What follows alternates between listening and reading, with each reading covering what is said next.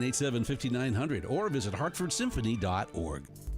Time now for today's Spotlight on Money, sponsored by Ethos. The deadline is 7 weeks away, and there's no time like the present to complete that income tax return. Working on this now, even though it's, seems like drudgery, is very useful. Crescendo Financial Planners founder Elizabeth Pavardi says an early start gives you plenty of time to tackle any problems that may arise along the way. Then you have a lot of time to make corrections. I'm Rob Hart. If you own a small business, the pressure never lets up. Something's always coming at you. That's why business owners turn to LendSeek for funding.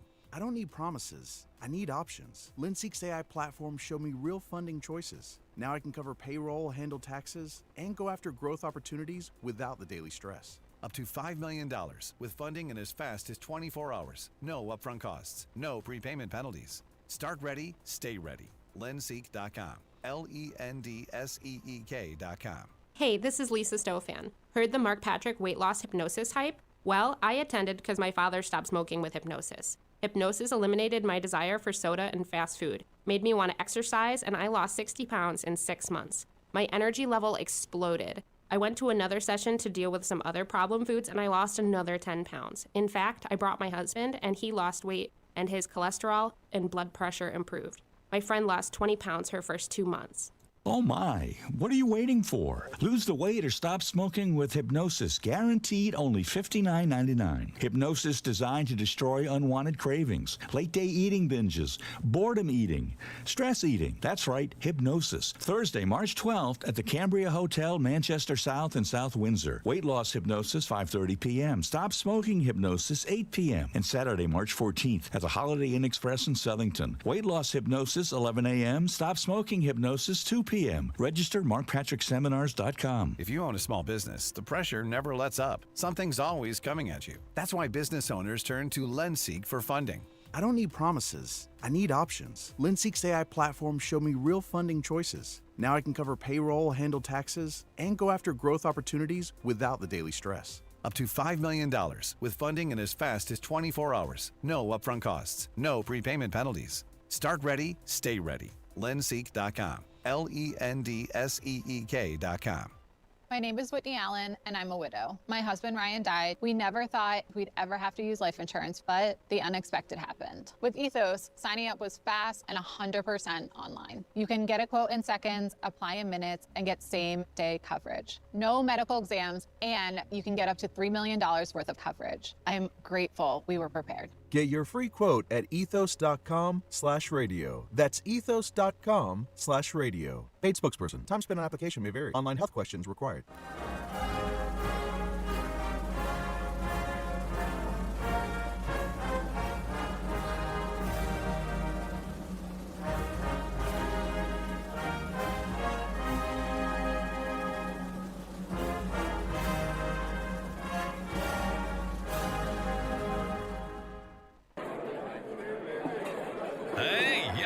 Hey, shh. Calm down. The show is about to start. Reese on the radio. Turn it up. Turn it up low. Turn it up loud. It's like a dream come true. Turn on your radio. Reese is on the radio. Yo, let's get it. Due to the nature of this program, discretion does not exist. It's Reese on the radio. Right now on WTIC News Talk 1080. Yeah! What's going on, all you Tuesday scallywags, nutmeggers, you conversationalists, and my favorite people in the world, you haters? You know what time it is. It's Reese on the radio on WTIC News Talk 1080. And I gotta send a message to all the tattletales out there. Oh, you tattletales.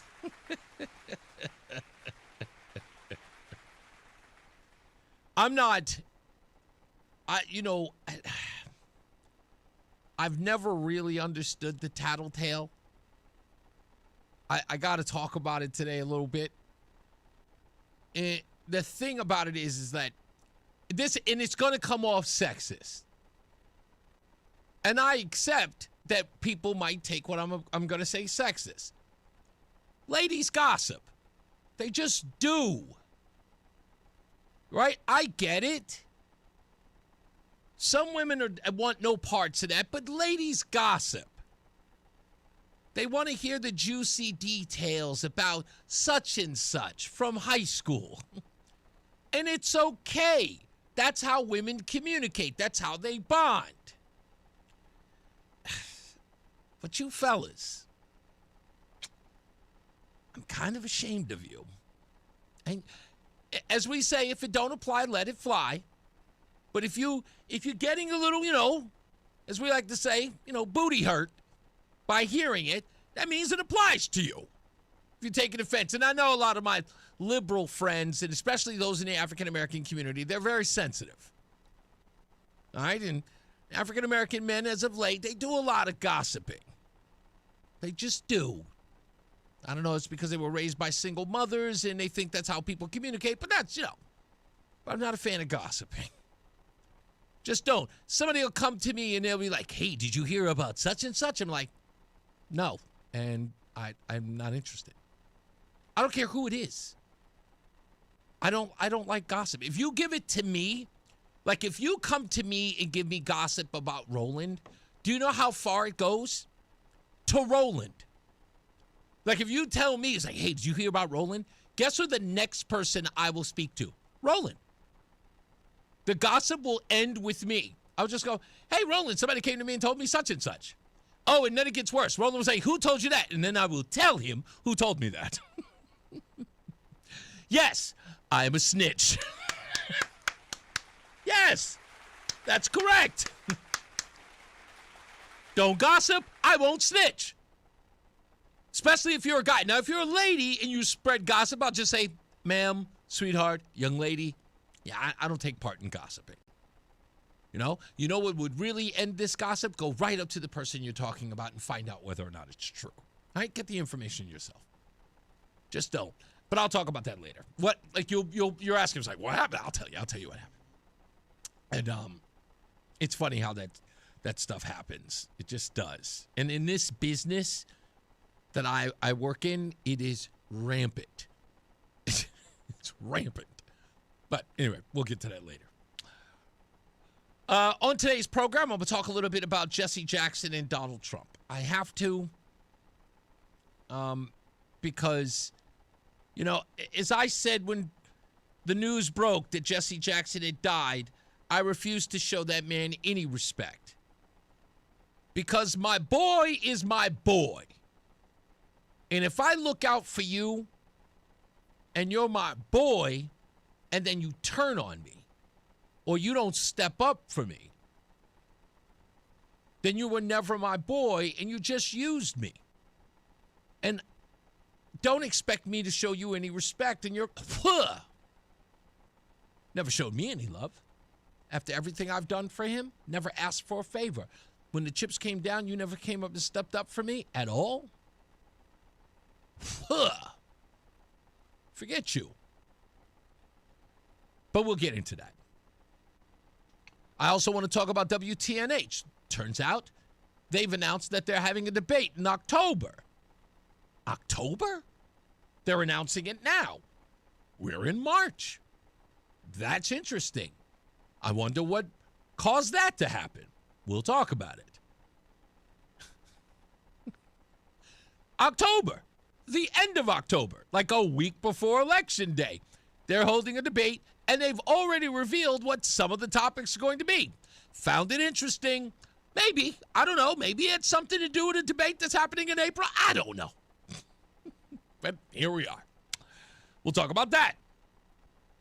There's a public hearing tomorrow at 10 a.m. We'll talk about that. Yours truly will be in attendance. I will be talking to all of you who show up. And from what I understand, there will be thousands of you. I can't wait to go out there and shake your hands and applaud you and commend you. I may even bring sound effects of the applaud button just so you get your due. I'll go by and shake every one of your hands, and I will try to get as many stories as I can. I'm coming down there to celebrate you. for going down there and doing your civic duty, fighting back against the man. I want to talk about that. Stupidest thing I read today is actually pretty interesting. I got that from Janine. And I had something else. Why am I missing it? It's escaping me right now, but it's in my notes. Usually I write all that stuff down, but it has been a day trying to get all my work together. It's been a day.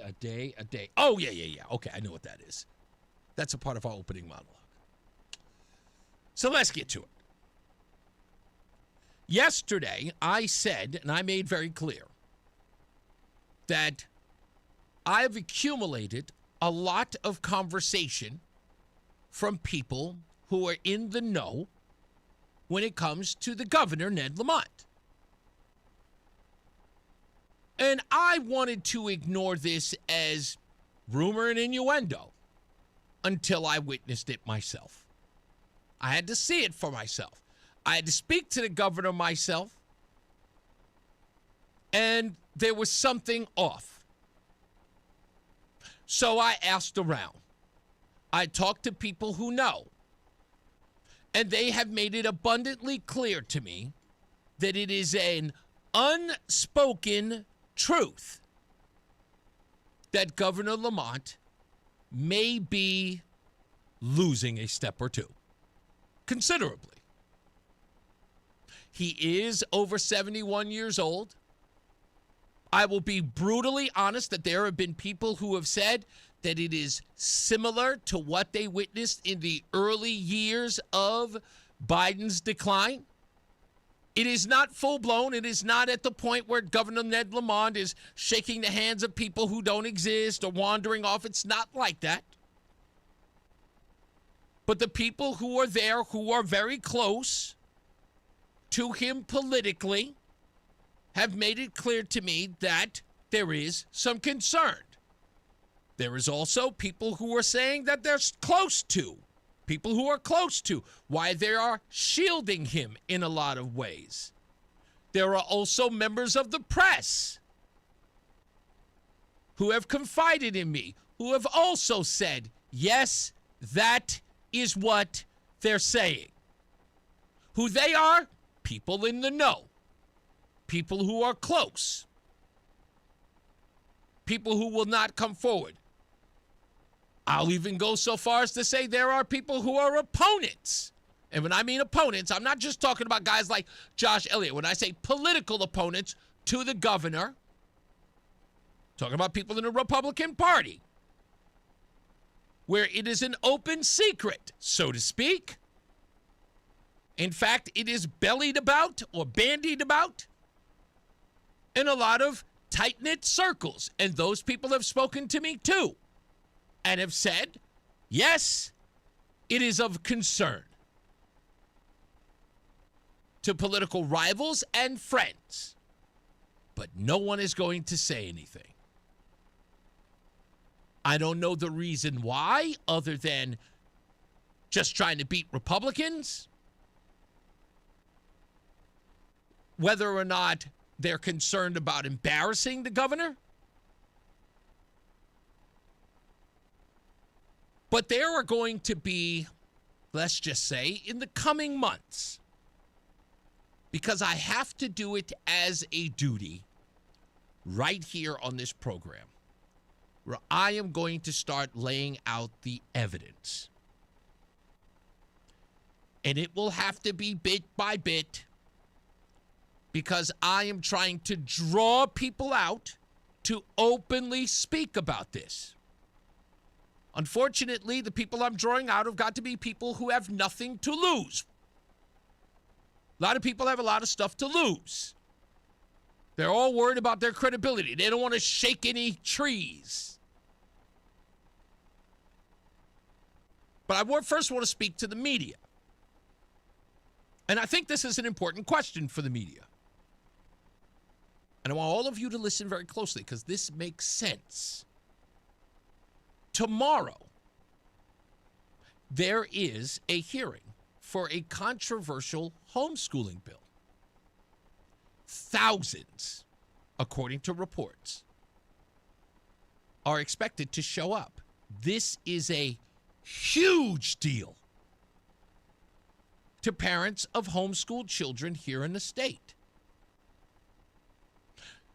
There has been no statement by the governor's office. None. As the leader of the state in an election year on an issue that is clearly bringing people to a public hearing on the subject, not one person in the media has gotten a statement or a quote from the governor's office. Why not? Why not? The governor would have to sign such bill anyway, right? It would have to come across his desk. His opinion on the matter matters. Does it not? Why have they not brought it up to him? Is it not worth the soundbite? Another issue, aside from the homeschooling Senate bill, how about House Bill 5044? A homeschooling bill that now has a petition against it. I think it's over 15,000 signatures. There was going to be another hearing on that. Yet not what, and by the way, a bill proposed by the governor himself. And this would be, obviously, backlash to said bill that came out of his office. Yet, no one in the media has said, hey, governor, people seem to be upset about this bill.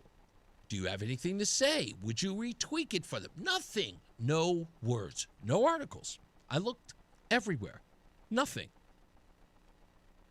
So I'm going to ask, why not? Wouldn't the governor's statements on both of these matters, considering how controversial they are, wouldn't his voice be an important one? Why are they shielding him? Is it because they know this isn't good for him? Or perhaps he's not responsible. Maybe he didn't write this legislation. Maybe someone on his staff. Bringing it back to the whole Biden thing.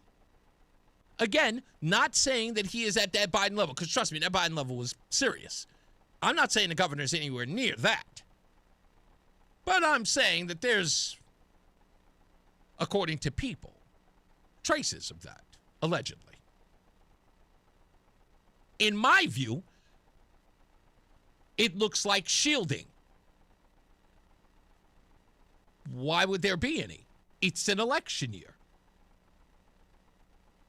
We have a lot of issues in the state. We have viable candidates who are very popular running against him. This is a storyline. There is controversy. The people are standing up against the government.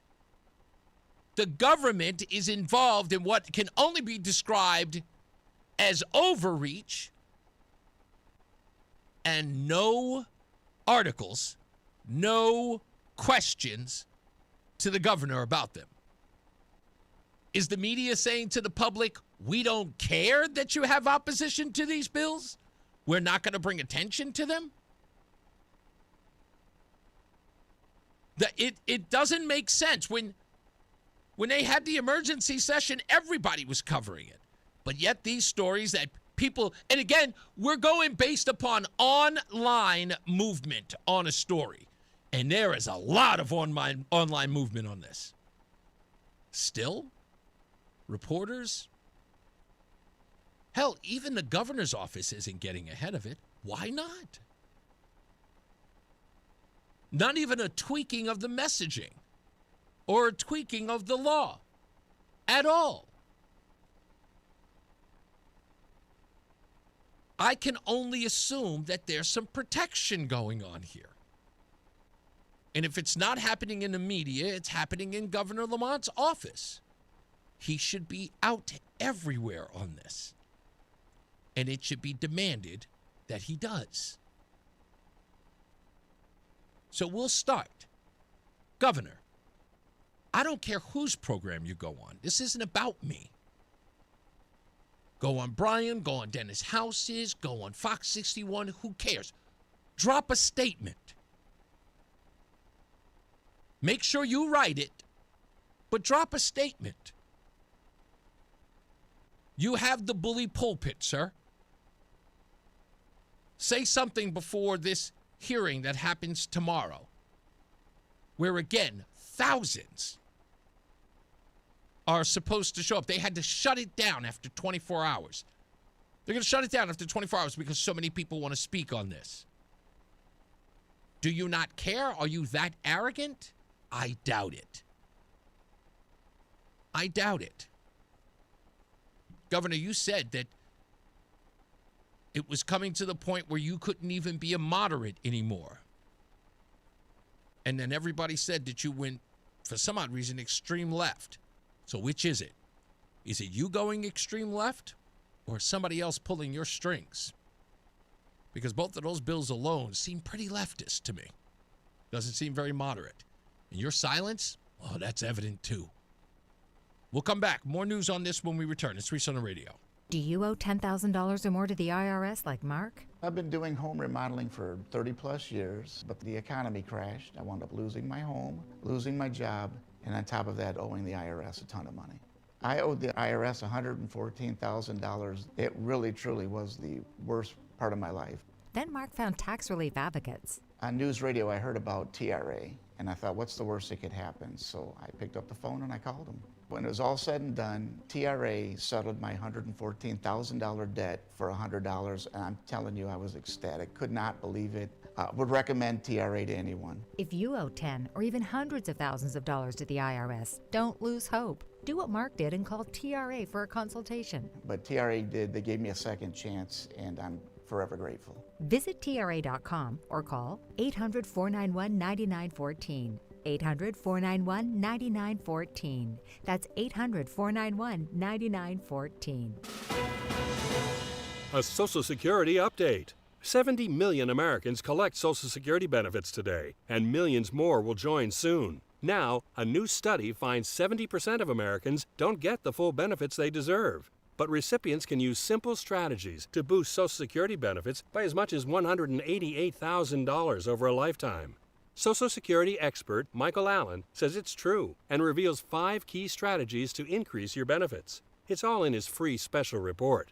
Newsmax calls the report your best guide for bigger Social Security benefits. Whether you're getting benefits or soon will, you need the Social Security report. Get it free. Call 800-999-9690. 800-999-9690. We'll text it to you right away, along with President Trump's act cutting your Social Security taxes. Call now, 800-999-9690. 800-999-9690. Text and data rates may apply. And now, a WTIC news update. It's 2:30, Hartford temperature 74 degrees. I'm John Silva, WTIC 1080 News. Sunshine, temperatures in the low and mid-70s for this Tuesday.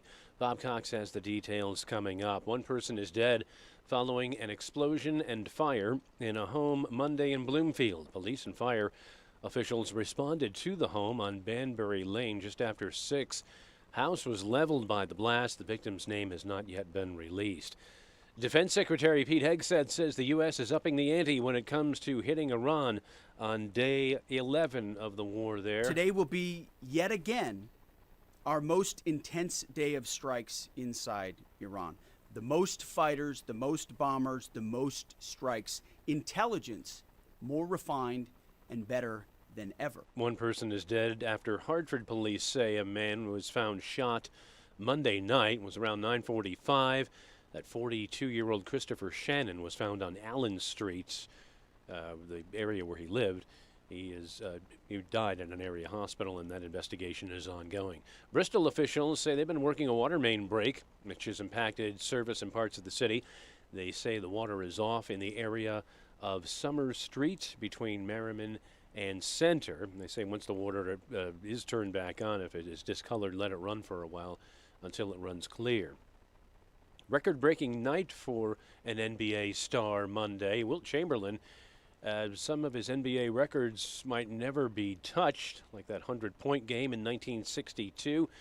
But one did fall last night. Oklahoma City's Shai Gilgeous-Alexander has now matched Chamberlain's NBA record of 126 consecutive games of 20 or more points, which he did last night. WTIC News Time 2:42. Bob Cox has the forecast. Gorgeous weather out there this afternoon. Plenty of sunshine. High temperatures reaching 70 to 75. We have a pretty good shot at breaking the record high temperature of 72 that was set 10 years ago. We'll have cooler readings along the shore with a south to southwest wind at 10 to 15 miles per hour. Tonight's partly cloudy with some areas of fog, a wide range in low temperatures. Some of the higher elevations could hold near or above 50, but it drops into the upper 30s in the southeast corner of the state and parts of the shore. Increase in clouds Wednesday, the chance for a shower, highs 55 to 62. A few showers around Wednesday night into Thursday morning. It's going to turn breezy and cooler Thursday with temperatures dropping through the 40s. I'm meteorologist Bob Cox in the WTIC Weather Center. Checking traffic, still working a multi-vehicle crash in Windsor. This is southbound 91 between exits 36 and 35B with the left lane closed. I'm John Silva, WTIC 1080 News. Why choose Affordable Baths? Because they're the only ones that give you the price up front. The other guys don't. The other guys install roofs, siding, windows, and doors. Affordable Baths installs bathrooms, just bathrooms, and they use Kohler fixtures. The other guys don't. Affordable Baths has a showroom that you can see, feel, and touch what you're buying. With the other guys, you'll never see your salesperson after you sign the deal. At Affordable Baths, they're with you every step of the way. So the question is not why would you buy from Affordable Baths, it's when will you work with Affordable Baths. Keep it affordable at affordablebaths.com. Pump up the volume. Business moves fast. Orders roll in, deadlines close in. When you ship with USPS Ground Advantage, you can keep up with confidence. Every package stays in our secure network from dock to door. And with nationwide reach, dependable tracking, and upfront affordable pricing, you get built-in peace of mind. You run the business. We run the routes. Visit USPS.com/groundadvantage to learn more. Hi, I'm Joe with SimpleSaleUSA.com, and I buy houses cash. If you own a house and want to sell it fast at a fair price, call me at 203-896-4000.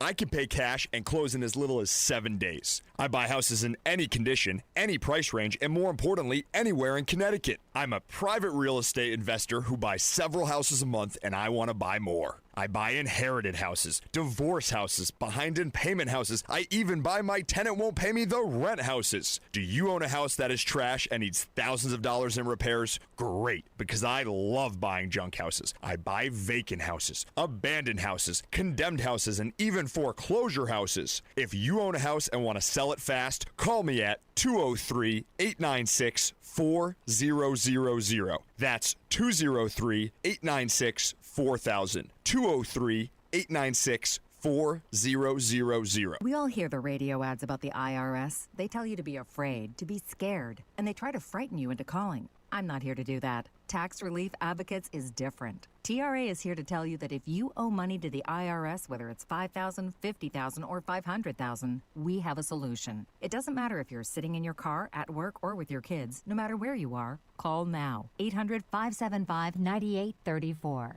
Don't lose hope. TRA can eliminate or reduce what you owe to the IRS. Generous programs are now available that can give you a fresh start. Our passion is taxes and helping individuals fix their IRS problems. We have over 1,000 five-star reviews on Google and an A+ with the Better Business Bureau. You don't need to be afraid of the IRS any longer. End your tax nightmare today by visiting us online at TRA.com or call 800-575-9834. That's 800-575-9834.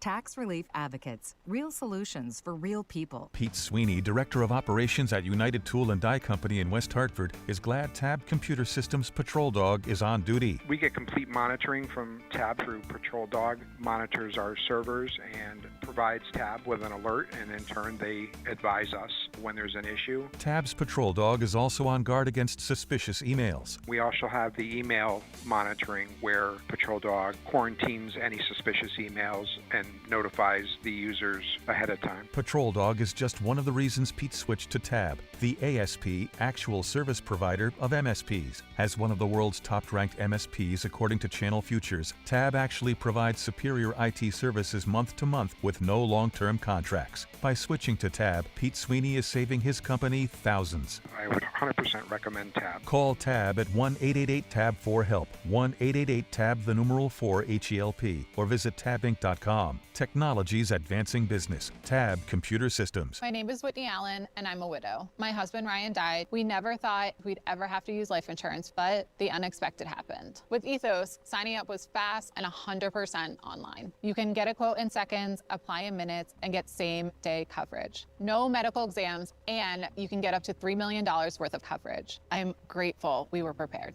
Get your free quote at ethos.com/term. That's ethos.com/term. Paid spokesperson. Time spent on application may vary. Online health questions required. Wesley Financial Group is not a law firm, and Chuck McDowell definitely not an attorney. This is Chuck. If someone talked you into buying something really silly and you want to get out of that silly little thing, my advice, get the facts. Call me and I'll send you our timeshare exit kit absolutely free. Inside, you'll learn how timeshare works and all your options for cancellation. Call Wesley now for your free exit information kit. 800-909-9696. 800-909-9696. Fan of WTIC? Then do us a favor. Download the free Odyssey app and favorite WTIC.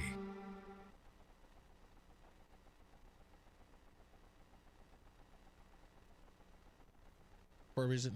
There we go. We're back. I'm going to ask a favor, and we'll work out, whatever the cost is. But if you know someone with one of those mobile billboards, the little digital billboards that they have, if you know someone in Connecticut with one, preferably in the Hartford area, send them to reeseontheradio.com. That's REESE on the radio.com, and get me a message. If you know one of these mobile billboard companies, I need them for a project that I'm going to be doing later this month and throughout the warm weather. I'm going to try to do it every other weekend. Roughly about 3 to 4 times a month I want to do this. I need to find out what it is, and here's the plan. It's the mobile billboard that I can sort of, however they do it, so they can upload the message that I want to put on it, and I'm going to go through some of my favorite neighborhoods. You'll know it when I mention it. We'll even tell you when we're going to be there. Because we are going to put a theory of mine to the test. And that is, who is and who isn't informed about the issues that many of you are already involved in. And get those people energized, if not exercised, about these issues too. And if you know someone with one of these billboards, these little mobile billboards, it's got a little truck and they can drive, and we'll show up and we'll put the message on there and we'll ask people. We'll take surveys. We'll ask them questions, all that good stuff. And we'll do it during, the weekend. Everybody's out doing stuff. We'll go to the malls if we have to. Stop people out there and say, hey, John, what do you think about this? And blah, blah, blah, blah, blah. And the billboards are there. We'll do something exciting. Got the whole thing planned out. So if you know them, just hit me up at reeseontheradio.com. Go down to the comments section and hit me up. I'm looking for you. Mobile billboards. Wendy says, Reese, who will spot you blowing up with the billboard? I don't know. I'm hoping whoever it is that's got one. We've got some plans. We've got some plans here. And I think that you'll like them. And we'll announce them where we're going to be, too. Wendy says, curious why the governor has been silent over the homeschooling situation. Yes, in fact, he has been vocal about it before. And again, it's curious. You know, the bill about, 5044, the vaccination bill, which in essence gives power, singular power, to one person, cuts out all the bureaucracy. No more panel discussions, nothing. He was the person who proposed the bill. It's his. No comments on it. It's been hugely controversial. It's not like don't know the conversation is being had and that people are concerned about it, but no one has called the mayor. And I know you've all got his number. I know you all hobnob with him. Several reporters were seen on camera walking with the governor. Hey, governor, ha, ha, ha, laughing it up. A lot of people are ticked off about it. I know Mark in West Hartford is mad. He is animated about it. But no one even bothered to ask a question, even off the record. Hey, a lot of people ticked off about that vaccine bill. Want to say anything? Not even asking. Again, I wonder why.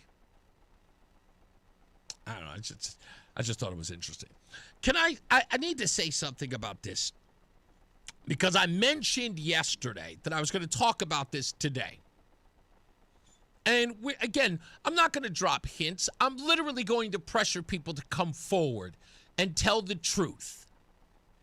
That's what I'm going to do. And I'm going to force them to go on the record about this with the governor. So it's no longer rumor and innuendo. I can't say to the governor, prove to me that you're competent. That's false. I mean, that's unfair to him. I'm sure he's never going to say, you're right. I'm not doing exactly well. I've had to. He's not going to do that. Okay? And it's unfair to ask him to do it or to force him to do it. But question must be asked. It's got to be asked. I've seen it. I was cautious about it. It seemed weird to me. It gave me pause.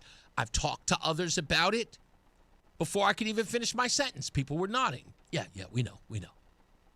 Okay, why don't you come out and talk about it? We can't. What do you mean you can't? Which let me know there's a lot of that inside baseball stuff. It's not about serving the people. It's about serving themselves. And you know who you are, you cowards. I'll tell you to your face, you're a coward. I had to tell one person the other day. Look him right in his face because you're a coward. That's why you're never going to speak up because you're a coward. You can't. You're scared to death.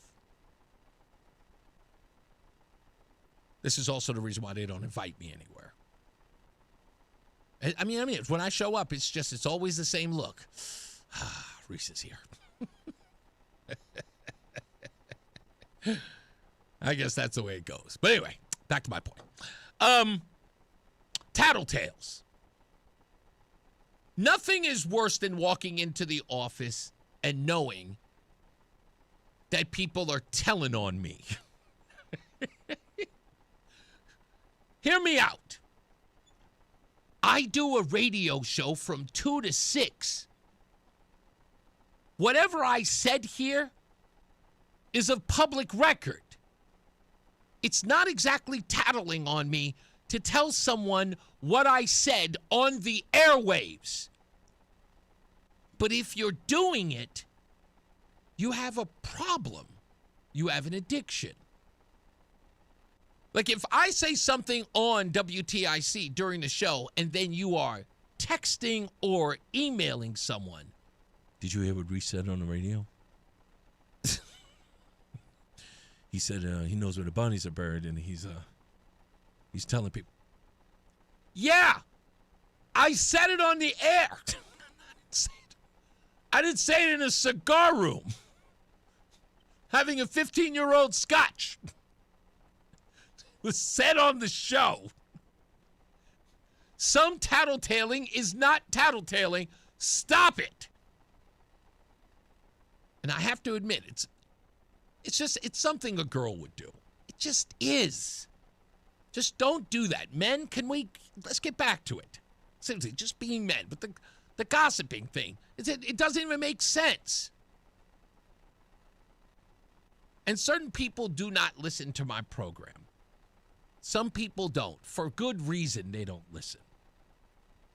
If they don't like the things that I say on the air, if they have the way in which I deliver it, can't believe he gets away with that kind of stuff. You know, it's that kind of thing. I get it. I don't mind. I know that there are some things that I'm allowed to say that other people cannot. I get it. Do I take full advantage of it? Yes, I will never lie to you about that. I will never lie to you about that. Of course, it is my delivery, but it's also the reason why you love it so much. Right? And I appreciate you doing that. But that being said, just please don't tattletale. That's not a tell. Now, if you see me at Mulberry Street having pizza and I'm having a private conversation with the wife, did you happen to overhear? That's gossiping. You know? If I go down and I see, I see Rodney over at 10 Main Cafe, the official cafe of Reese on the Radio. You hear me saying horrible things about a state senator. Standing around with mascots, looking silly. I'm not going to say any names who the senator is, Matt Lesser. I'm sorry, did I just say that? If you hear me saying that at 10 Main, that's gossiping. I'm not on the air. I'm having just a private conversation that I might have said out loud and not whispering. That's all I'm saying. That's all I'm saying. You know? Am I having, let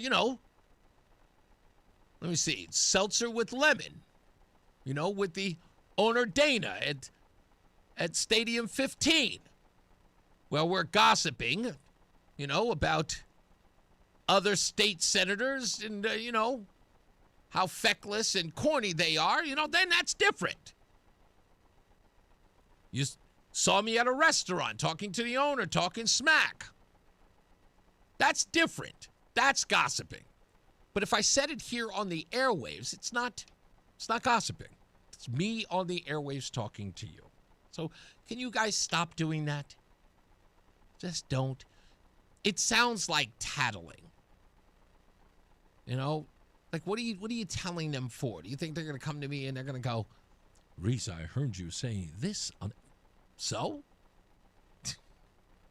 Just don't. Just don't do it.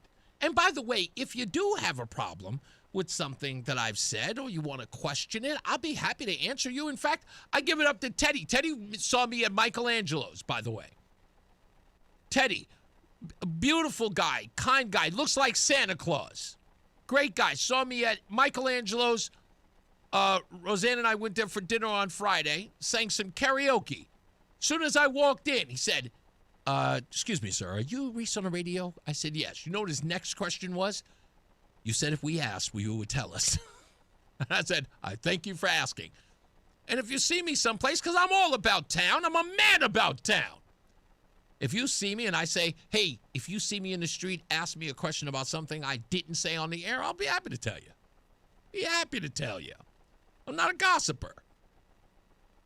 I'll just tell you exactly what's on my mind. I know there are some things that I cannot say on the air for obvious reasons, but if you ask me, I'll tell you.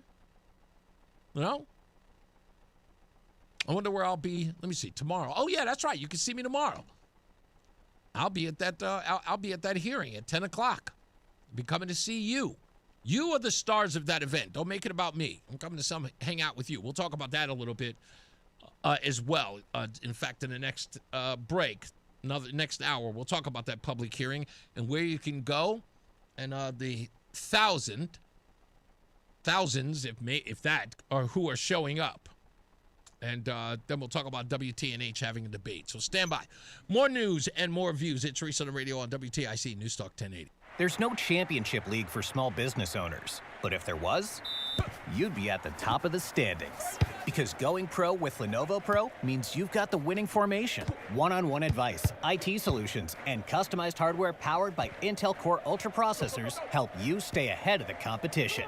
Business goes pro with Lenovo Pro. Sign up for free at Lenovo.com/pro. Lenovo. Are you a fraud-paying American? 1 in 4 tax-paying Americans have been victim of identity fraud. With LifeLock, your identity, if it's stolen, they fix it, guaranteed, or your money back. And last year, billions in refunds were stolen. Could be from your salary, overtime, or second job. Gone. But this year, you don't need to stay a victim. Because this tax season, fraud-paying American is something no American should have to claim. Save up to 40% off your first year with the promo code BECK. Visit LifeLock.com. Terms do apply. Wesley is a truck driver. I drive a truck, and I love what I do. A truck driver with IRS troubles. They told me I owed them $43,000. It got really bad. Quite a few letters in the mail. They were talking about wage garnishment, coming after my house, my car. Yeah, they don't play around. I seriously thought that I was going to lose everything. One sleepless night, Wesley finally made a call to Optima Tax Relief at 2 a.m. Kind of figured I'd get a machine, but I didn't. I actually got to talk to an actual person in the middle of the night. He found just what he was looking for. Oh, they were great people. You need a team of people that know what they're doing. Optima Tax. They know what they're doing. Optima Tax Relief came through with flying colors. I saved an incredible amount of money. Happy don't even come close. I was absolutely overjoyed. Take Wesley's advice. If you're in any kind of trouble with the IRS, call Optima Tax Relief. Don't trust anybody else. Call Optima for a free consultation. Call 800-354-2840. 800-354-2840. 800-354-2840. Optima Tax Relief. Some restrictions apply. For complete details, please visit OptimaTaxRelief.com. Diabetes, high blood pressure, anxiety meds, everyone's on them. If you're a 50-year-old male, maybe a bit porky, and you may even have type 2 diabetes, $1 million of term insurance may only cost you about $200 a month. Call Term Provider. Speak with Big Lou at 800-700-6898. Big Lou will find a term life policy for you even if you have type 2 diabetes, are overweight, or have high blood pressure. Term Provider has helped thousands of people like you who think they can't afford term life insurance. To buy $1 million of affordable term life for you, all you need to do is call Big Lou at 800-700-6898. Lou will make sure the scales are tipped in your favor. Call 800-700-6898. Big Lou will answer your call and work to fit you into a term life policy that you can afford. Remember, Big Lou's like you. He's on meds too. Call 800-700-6898 or biglou.com. It's Reese on the Radio on News Talk 1080 WTIC. All right, got a couple of minutes before we get to the top of the hour. I'm going to talk about the relationship between Jesse Jackson and Donald Trump versus all the people who spoke at his funeral. And I've got this thing about friendships that have made me incredibly reluctant to have them. Roseanne likes to tease me a lot, when we talk about friends. I was like, my friends wouldn't do that. She goes, you don't have any friends. Like, I have friends. I do. I have them now. I didn't have them for a long time. But there's a reason why I didn't. And I totally get it. I get why some people have them. I get why some people don't. I remember how important it used to be. So I want to talk about that a little bit today. And I know I'm going to talk to men about this today. So if you want to call up and talk about your friendships after, I give my little monologue, you can. 860-522-WTIC, 860-522-9842. There was, yes, I have to read this because of this long breakdown of Deborah.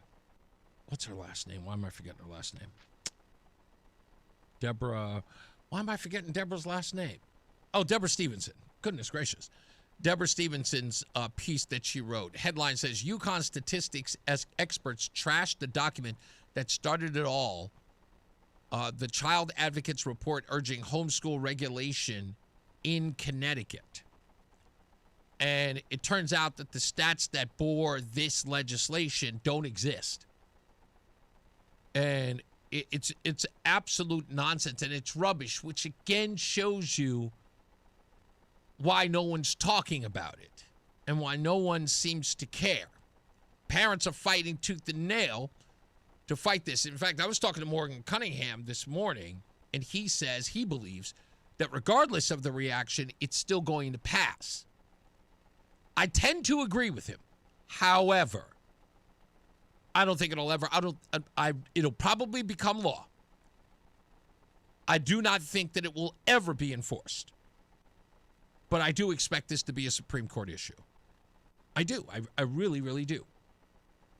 And it will start a national conversation about not just homeschooling, but teaching altogether. And it's a conversation that is, it's been a long time, but you guys do not believe this, but let me tell you the 100% truth about this. Homeschooling is going to be, in my personal view, homeschooling is going to be that issue, not wedge, issue that forces the education conversation in all facets of the education system. It will bring back up, of course, the ending of the Board of Education, but it will also deal with everything from teachers' unions to teacher raises like that. I've always thought, in my view, in my opinion, it has always been true that we should not be having conversations about raises without the conversation of performance. And the news media never aligns the two. They strictly go down one line.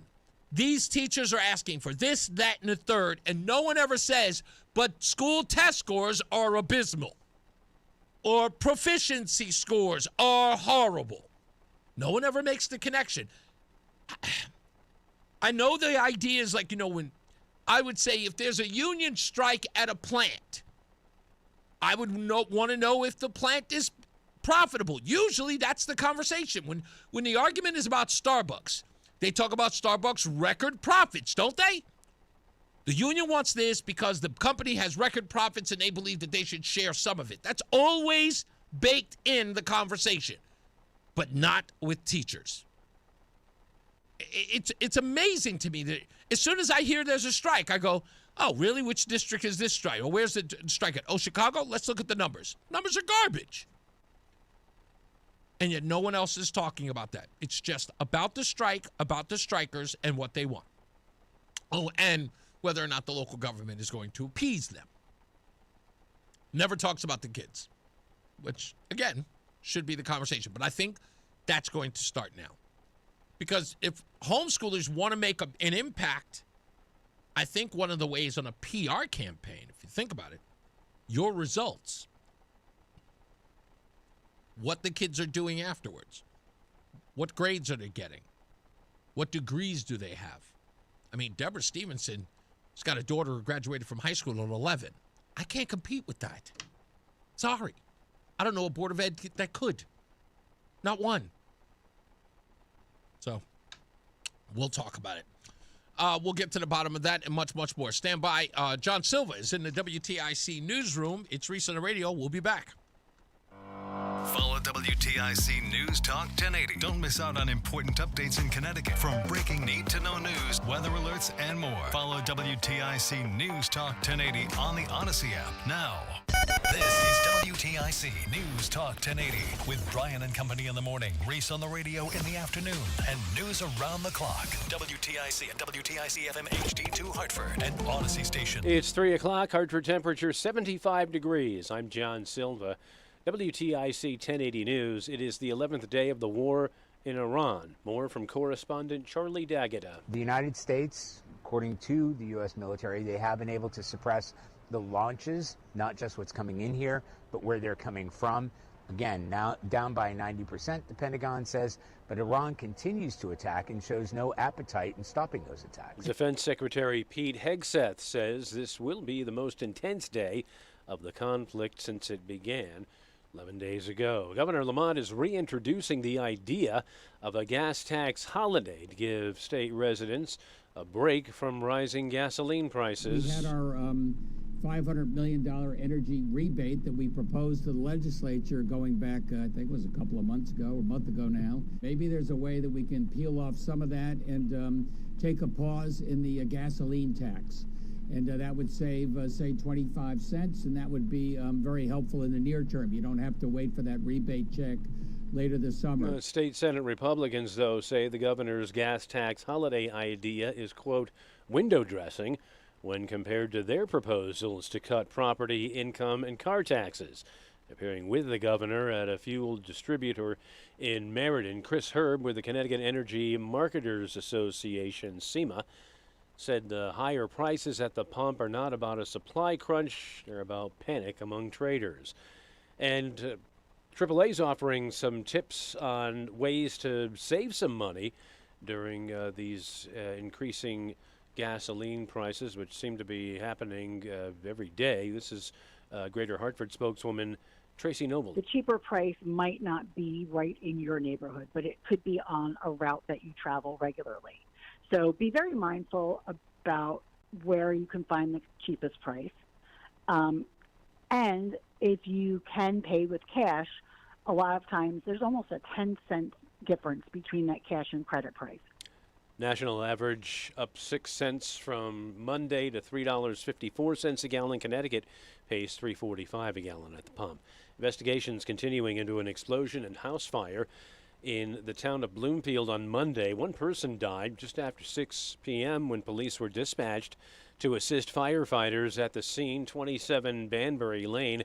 The house was fully engulfed in flames by the time firefighters arrived. They were able to extinguish the fire, but the house was leveled. Home of the victim, or the name of the victim, has not yet been released, and investigators still have not determined a cause. Homicide in Hartford. Monday night, police got the call, 9:45 to 15 Allen Place. They found male 42-year-old Christopher Shannon in the roadway with gunshot wound. He later died at an area hospital. No word yet on suspects or a motive.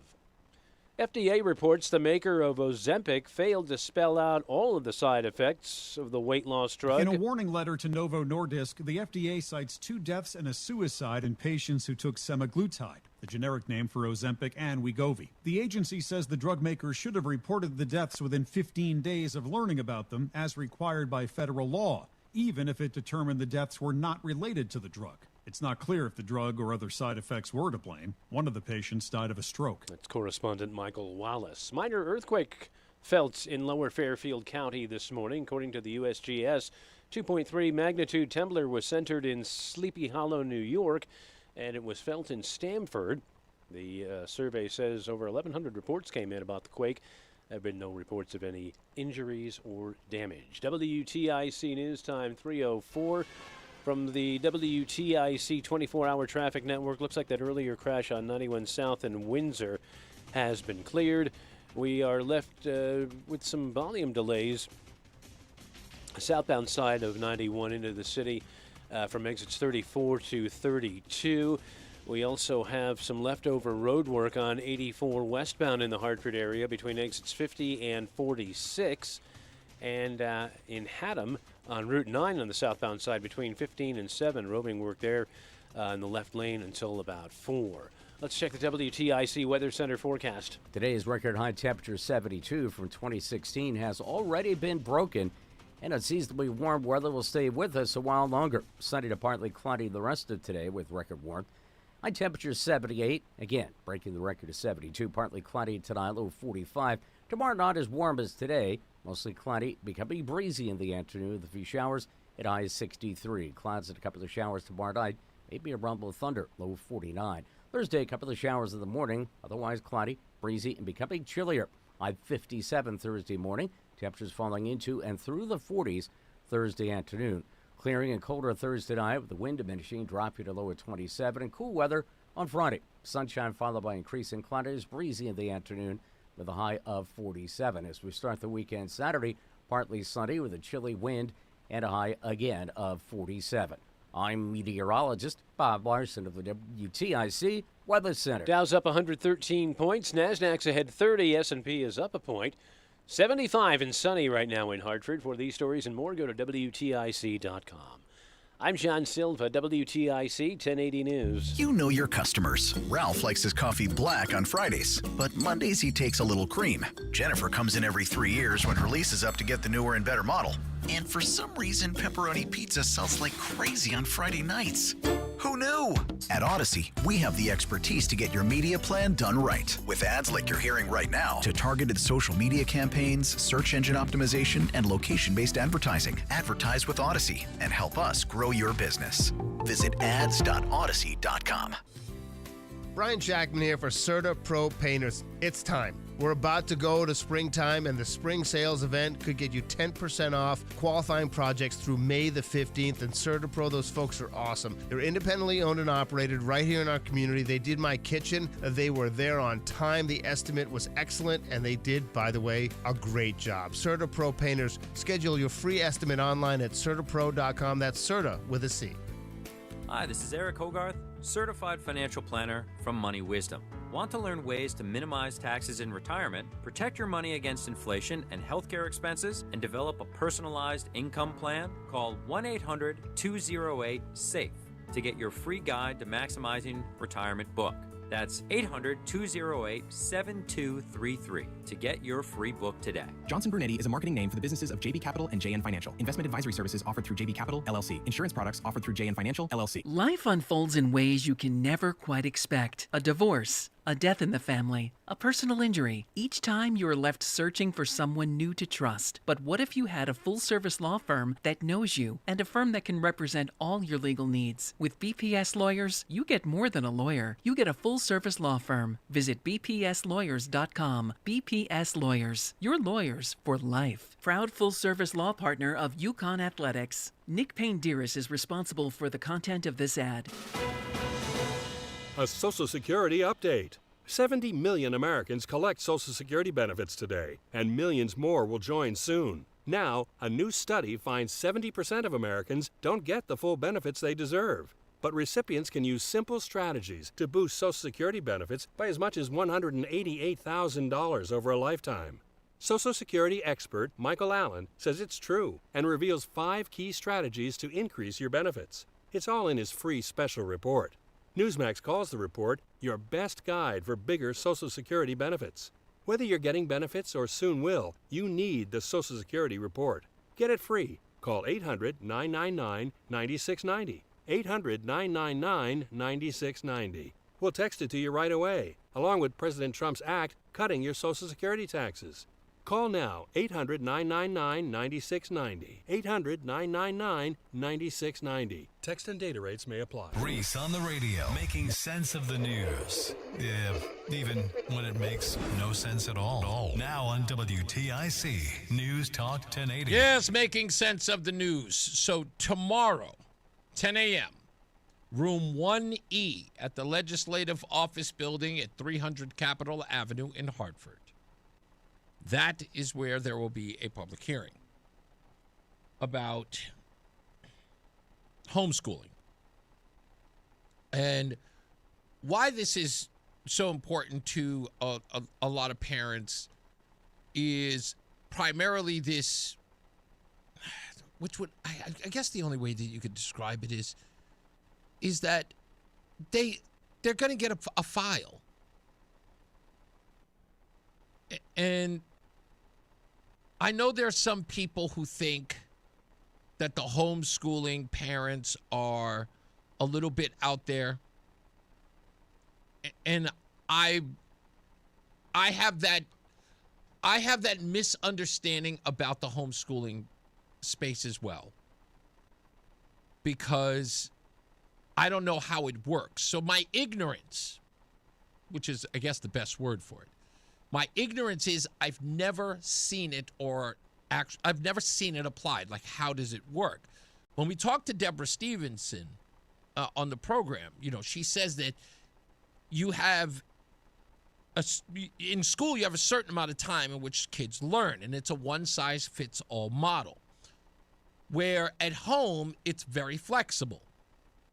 The child may not learn in the way that most kids do, so you have to sort of appease, if not acquiesce, to that kid's learning ability.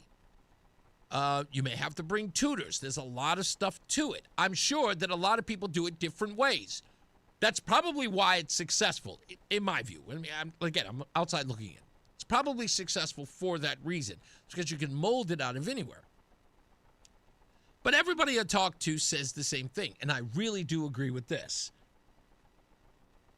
And that is the government overreach here is about not trusting parents.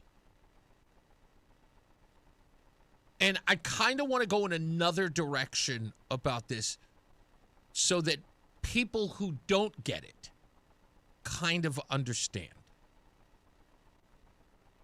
So many years ago, I remember having a conversation with someone. It was a political conversation with someone who was not very versed in politics, but he was using his own common sense.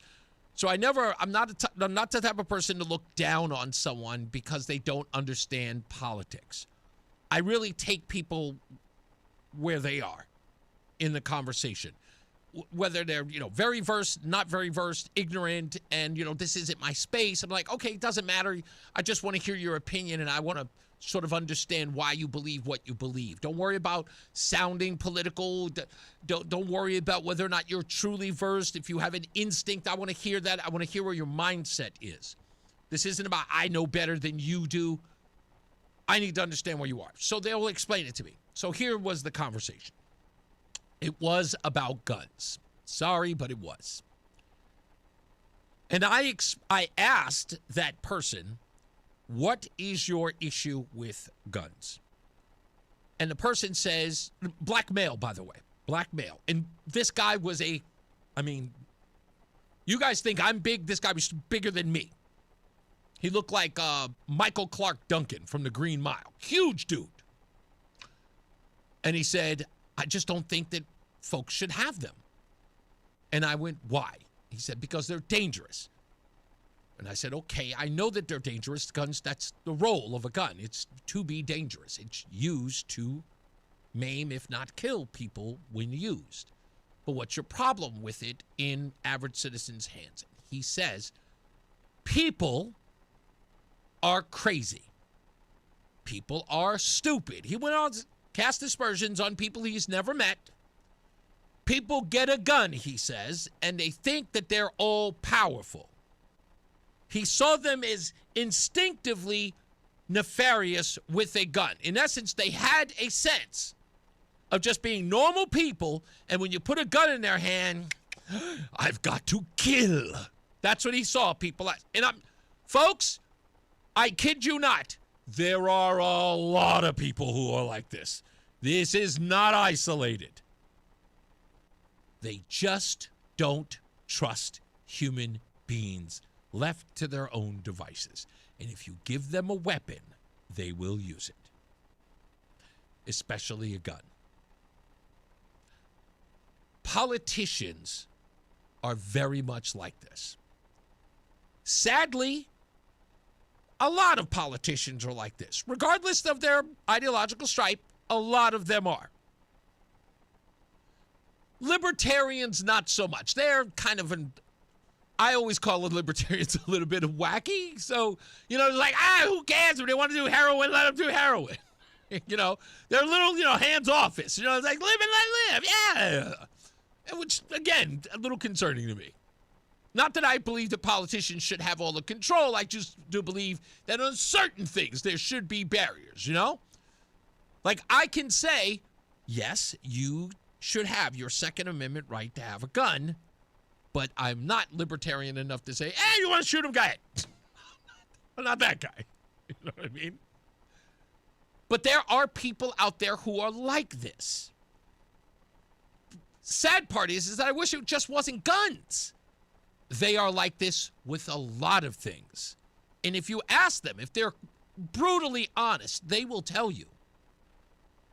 Can you trust parents with their own children?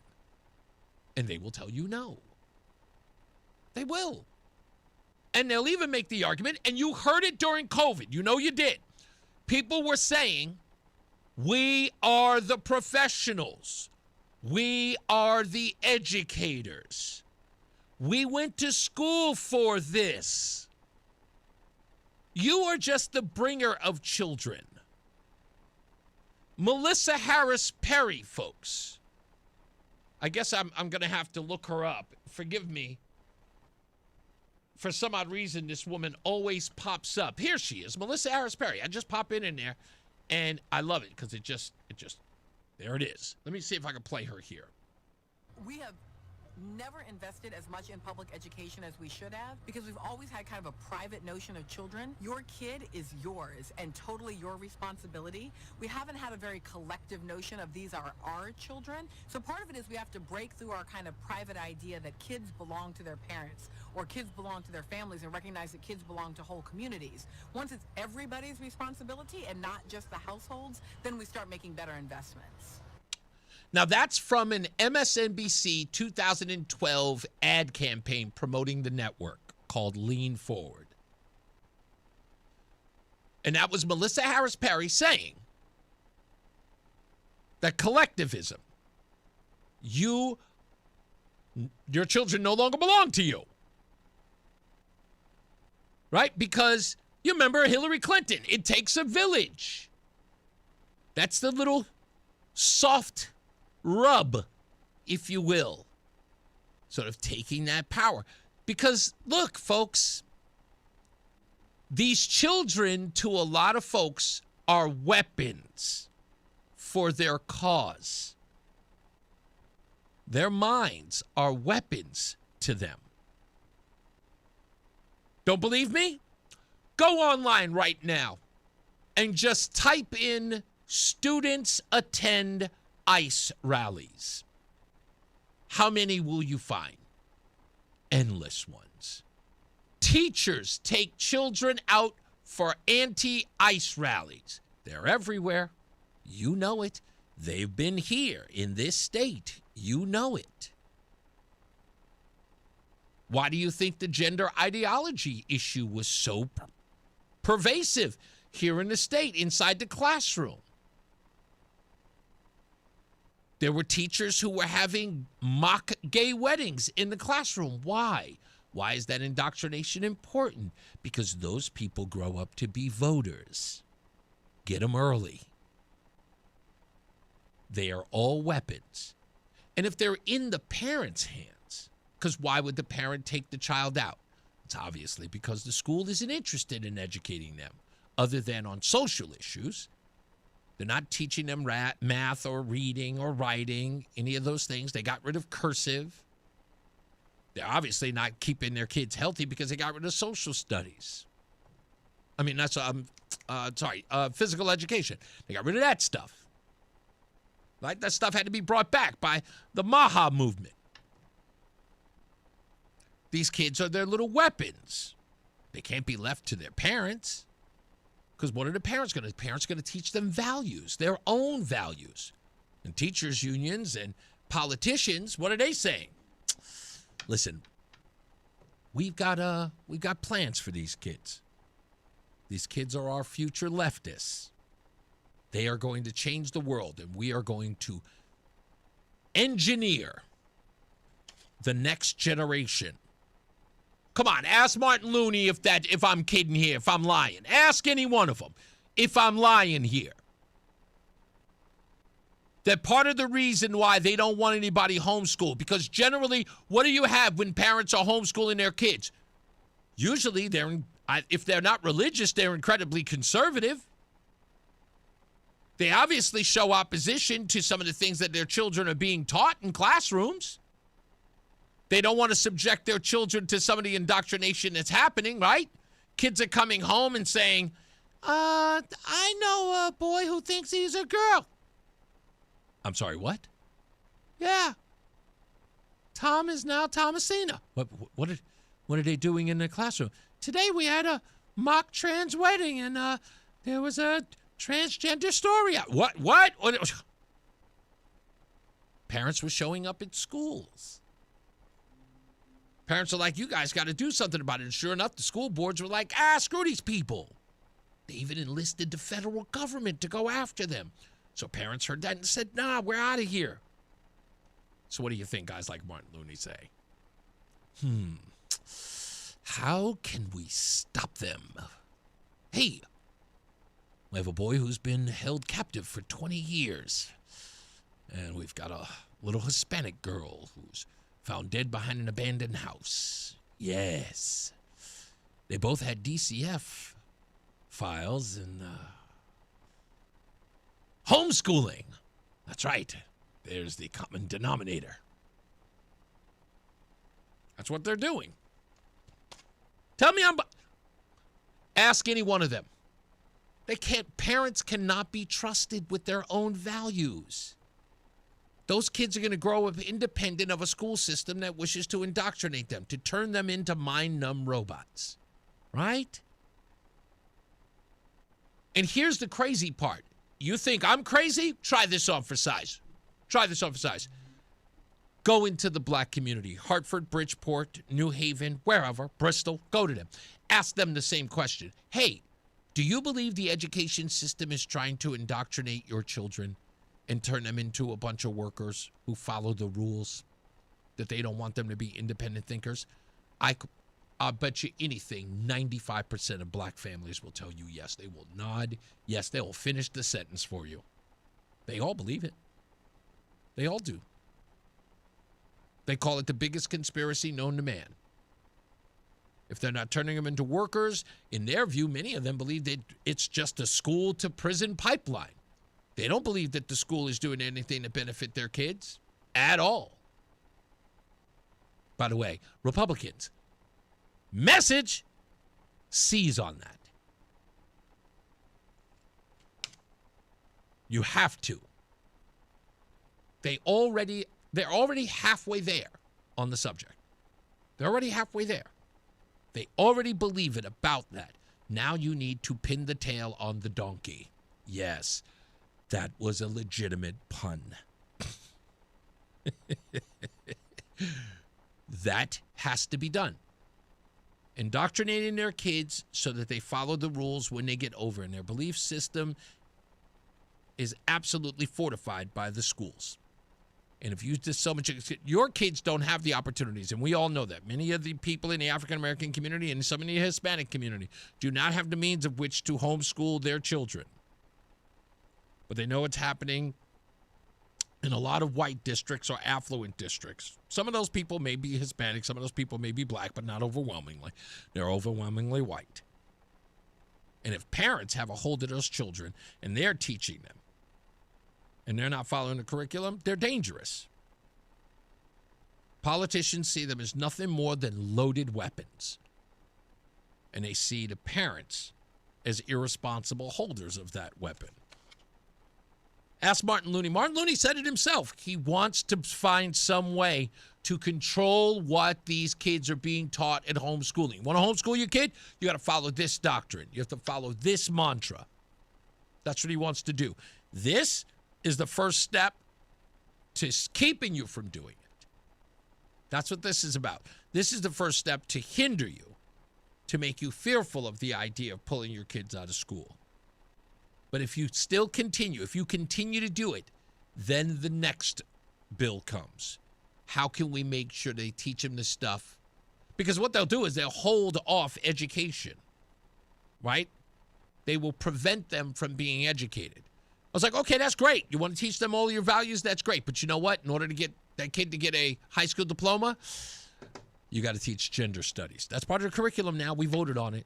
That's what the supermajority can do. They can do that to what? The next session. They can do that in what? A year from now. That's all they have to do is just promote that. It's just like, you know what? Let's just make it a rule that if they don't learn about homosexual history, that they don't get their diploma. Let's just throw it in there. We got the supermajority. And if it's Lamont, they'll just pass it. And your kids will have to. If you don't think that they're bold enough to do it, look where we are today. If you don't think they've got the chutzpah to do something like that, where are we today? Huh? They are literally governing like nothing can stop them. They are a runaway train of liberalism. And they've got a very helpful news media that will do nothing about it, not even have the conversation, not even debate it at all. Not even consider the opposition. They have rendered them useless or not worth having the conversation about. Just like, why waste the ink? They have the supermajority, and they're going to do what they're going to do. So, like I said, I'll be there tomorrow, 10 o'clock. I will hang out with you. I'll do about an hour, hour and a half. I may do 2 hours, but I will get there. I'll be there roughly before 10 o'clock. I'll be setting up early, waiting for you guys to get online because there will be a line. I'm expecting all of you to be there. So if you want to hang out with me and say hello, I might bring Roseanne. I know you like her more. I might bring her out there to come say hello. But if you're going to be out there, I'll be out there.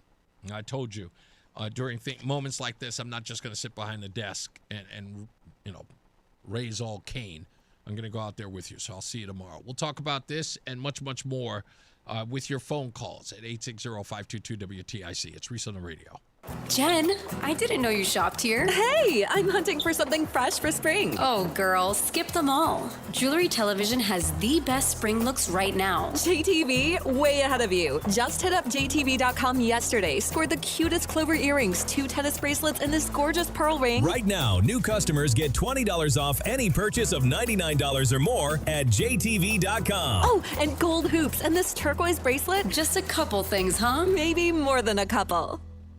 I'm Boomer Esiason. My mom died from cancer. She was only 37 years old. She didn't have life insurance, and that was devastating for my family. That's why having life insurance is so important to me. Ethos makes it fast and easy. Get a quote in seconds, apply in minutes, and get same-day coverage. You can get up to $3 million in coverage with no medical exam.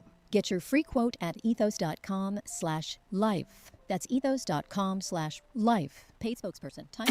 Okay. Can we all agree we've had enough of winter? Are we all on the same page? Well, spring might be right around the corner, but we all know March weather can give us pretty much anything. Bob Cox and the WTIC weather team will help you get to spring and the warm days ahead. Don't let the unpredictable March weather catch you off guard. Tune in for Weather on the 8s every morning and afternoon, and throughout the day to stay informed and prepared. Connecticut's most accurate local weather is on WTIC News Talk 1080, and that's something we can all agree on. We all hear the radio ads about the IRS. They tell you to be afraid, to be scared, and they try to frighten you into calling. I'm not here to do that. Tax Relief Advocates is different. TRA is here to tell you that if you owe money to the IRS, whether it's $5,000, $50,000, or $500,000, we have a solution. It doesn't matter if you're sitting in your car, at work, or with your kids. No matter where you are, call now. 800-575-9834. Don't lose hope. TRA can eliminate or reduce what you owe to the IRS. Generous programs are now available that can give you a fresh start. Our passion is taxes and helping individuals fix their IRS problems. We have over 1,000 5-star reviews on Google and an A+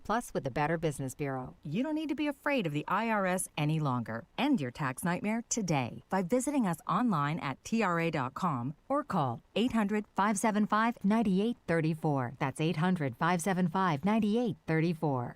Tax Relief Advocates. Real solutions for real people. Get a head start to your day with WTIC News Talk 1080. Listen to us live on the Odyssey app before you even hit the road. Get the breakdown on the biggest news stories that Connecticut is talking about. To get started, download the Odyssey app and search for WTIC News Talk 1080. And now, a WTIC News Update. 3:30, good afternoon. I'm John Silva, WTIC 1080 News. As many as 150 American troops have reportedly been wounded since the conflict in Iran began 11 days ago. Caroline Leavitt was asked to comment during her press briefing at the White House today. I can't confirm the exact number. I know it's within that ballpark, but I would defer you to the Pentagon for a specific number of wounded or injured thus far. Body was found amidst the rubble of a home in Bloomfield that exploded and caught fire in town on Monday. Reports came in after 6 p.m. on Banbury Lane. The name of the victim hasn't been released. There's no word yet on a cause of that fire. Police in New Haven say a man was stabbed at a city bus stop on Monday. Officials say the incident occurred a little after 5 p.m. at Chapel and Temple Streets. They say the 32-year-old victim from Pennsylvania had a history with the assailant. The victim was stabbed several times with a kitchen knife. The search for the suspect is ongoing. Man is dead following a shooting Monday night in Hartford. About 9:45, police were dispatched to a home on Allen Street, and that's where they found the victim, 42-year-old Christopher Shannon. He later died at an area hospital. Special election in Georgia today. 17 candidates are vying for the seat once held by Republican Marjorie Taylor Greene. She had a falling out with President Trump and resigned her seat in January. And Luka Doncic has been fined $50,000 for making a gesture toward an official during the Lakers' 110-97 win over the Knicks on Sunday. The moment came with 4:35 left in the third quarter. Doncic fell backward after contact with Knick forward Mohamed Diawara. He threw up his hands and made a money signal toward the ref by rubbing his fingers together. WTIC News Time, 3:31. Here's the forecast. Record warmth this afternoon. Sunshine and a few clouds. High 78, breaking the record of 72 set in 2016. Tonight, partly cloudy, low 45. Mostly cloudy, becoming breezy tomorrow. Not as warm as today. There'll be some showers during the afternoon, high 63. Thursday, a couple of morning showers. Otherwise cloudy, breezy, and becoming chillier. High 57 Thursday morning, and temperatures falling into and through the 40s Thursday afternoon. I'm Bob Larson of the WTIC Weather Center. And as he said, we eclipsed that record of 72. It is 74 right now in Hartford. Markets back in the red after trending briefly upward today. The Dow's down 19, the Nasdaq's down 9, S&P is down 14. I'm John Silva, WTIC 1080 News. Brian Jackman here for Serta Pro Painters. Listen, I had an incredible experience with them. They gave me a great estimate. They were there on time, and when they came to paint our kitchen, they were in and out, and when they were gone, it was like they were never there, except they left a beautiful kitchen. Maybe it's time for you to take a look at their spring sales event. You can get 10% off qualifying projects through May the 15th. Serta Pro Painters, they're independently owned and operated right here in our community, so you might want to give them a call. Start spring off right. Schedule your free estimate online at CertaPro.com. That's Serta with a C. Hair Volume from New Nordic will make your hair look thick and healthy. Available as a tablet or delicious gummy. Hair Volume is available online at Amazon and at NewNordicUSA.com or in the hair care aisle at your local CVS. Time now for today's Spotlight on Tech, sponsored by Wesley Financial. The merger of Elon Musk's artificial intelligence and space companies xAI and SpaceX is designed to put AI data centers in space and a city on the moon. Musk says that global electricity demand for current advances in AI can't be met with terrestrial solutions, whereas data centers in space would be powered by solar. Musk believes the lowest cost way to generate AI compute will be in space. I'm Jason Brooks. Wesley Financial Group is not a law firm, and Chuck McDowell, definitely not an attorney. This is Chuck. Do you feel stupid for buying a timeshare? Don't. It's not your fault. You were most likely told you could rent it, and it was a great financial investment. And the deal was available today only. If this happened to you, contact your resort or Wesley Financial Group for help today. Call Wesley now for your free exit information kit. 800-939-1441. 800-939-1441. If you have been in a car accident in the past and have settled your case, I may have some good news. Some unethical lawyers have people known as runners who come directly to your hospital room or home and solicit your case. It's a disbarable offense. Anyone that would hire these scumbags needs to have their heads examined. I'm John Morgan of Morgan & Morgan. Now for the good news. If this happened to you, we will sue these lowlifes and fight to get all your fees back. And then look and see if these bottom feeders also malpractice your case and sue them for that too. You have nothing to lose and everything to gain. Visit forthepeople.com for a free consultation or call Pound Law on your cell, pound 529. If someone does this to you, call the Bar Association and report them. Let's fight these bums. Morgan & Morgan, forthepeople.com. Injured? Dial Pound Law. Nicholas Russo, 157 Church Street, New Haven, 06510. Low testosterone can be a real problem for many men. It causes poor sleep patterns, decreased energy, brain fog, low sex drive, and it makes it tough to stay in shape. And as we all know, a healthy body is important to our overall health and well-being. This is Dale for Northeast Men's Health, and if some or all of those symptoms sound like you, we can likely help you be done with low T. But more than this, we can also help you lose weight, support your metabolism, improve your gains in the gym, and more with our new targeted body composition plans featuring GH peptides, NAD+, GLP-1, and more. Our low T protocols, applied in conjunction with our body composition plans, will help most men see real improvements, true weight loss, higher energy, improved sleep, stronger workouts, and a renewed sex drive as well. So call us. Your initial visit is just $99 and includes blood work and a medical consult. And if you start treatment the same day, your visit is free. Call 800-930-5956 or visit northeastmenshealth.com. We have 6 offices across the Northeast to serve you. Featured therapies are compounded and have not been evaluated nor approved by the FDA. Provider prescription required. See website for details. I'm Boomer Esiason. My mom died from cancer. She was only 37 years old. She didn't have life insurance, and that was devastating for my family. That's why having life insurance is so important to me. Ethos makes it fast and easy. Get a quote in seconds, apply in minutes, and get same-day coverage. You can get up to $3 million in coverage with no medical exam. Get your free quote at ethos.com/life. That's ethos.com/life. Paid spokesperson. Time spent on application may vary. Online health questions required. At LendSeek, we know running a business takes heart, hustle, and sometimes a little help. That's why we stand with you with our exclusive AI lending platform, connecting you to over 100 funders. If you've been in business for at least 2 years with a minimum annual revenue of $500,000, you can get up to $1 million in funding in as fast as 24 hours. No collateral, no prepayment penalties, no red tape. Apply today with no cost or obligation at lendseek.com. That's LENDSEEK.com. Listen to WTIC News Talk 1080 on the free Odyssey app. Download and like WTIC today for alerts on special programming. Hey, guys, we are back. Reese on the radio. I will get to the phones in a second, but I want to share this with you. It was just released that WTNH News Channel 8 is going to be hosting the 2026 Connecticut gubernatorial debate at the annual convention. So according to this, they're going to hold a debate for the Democrat and the Republican.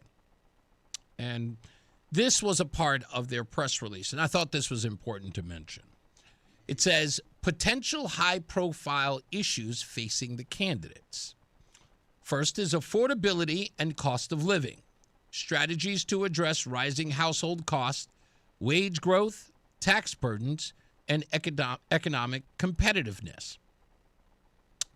Education and workforce development. Ensuring high-quality public education, strengthening workforce pipelines, and aligning funding systems, including education cost-sharing with student needs and economic realities. Housing and economic growth, expanding housing opportunities, supporting job creation, and balancing statewide priorities with community needs. State and local fiscal stability, promoting responsible budgeting, long-term pension stability, and sustainable funding structures.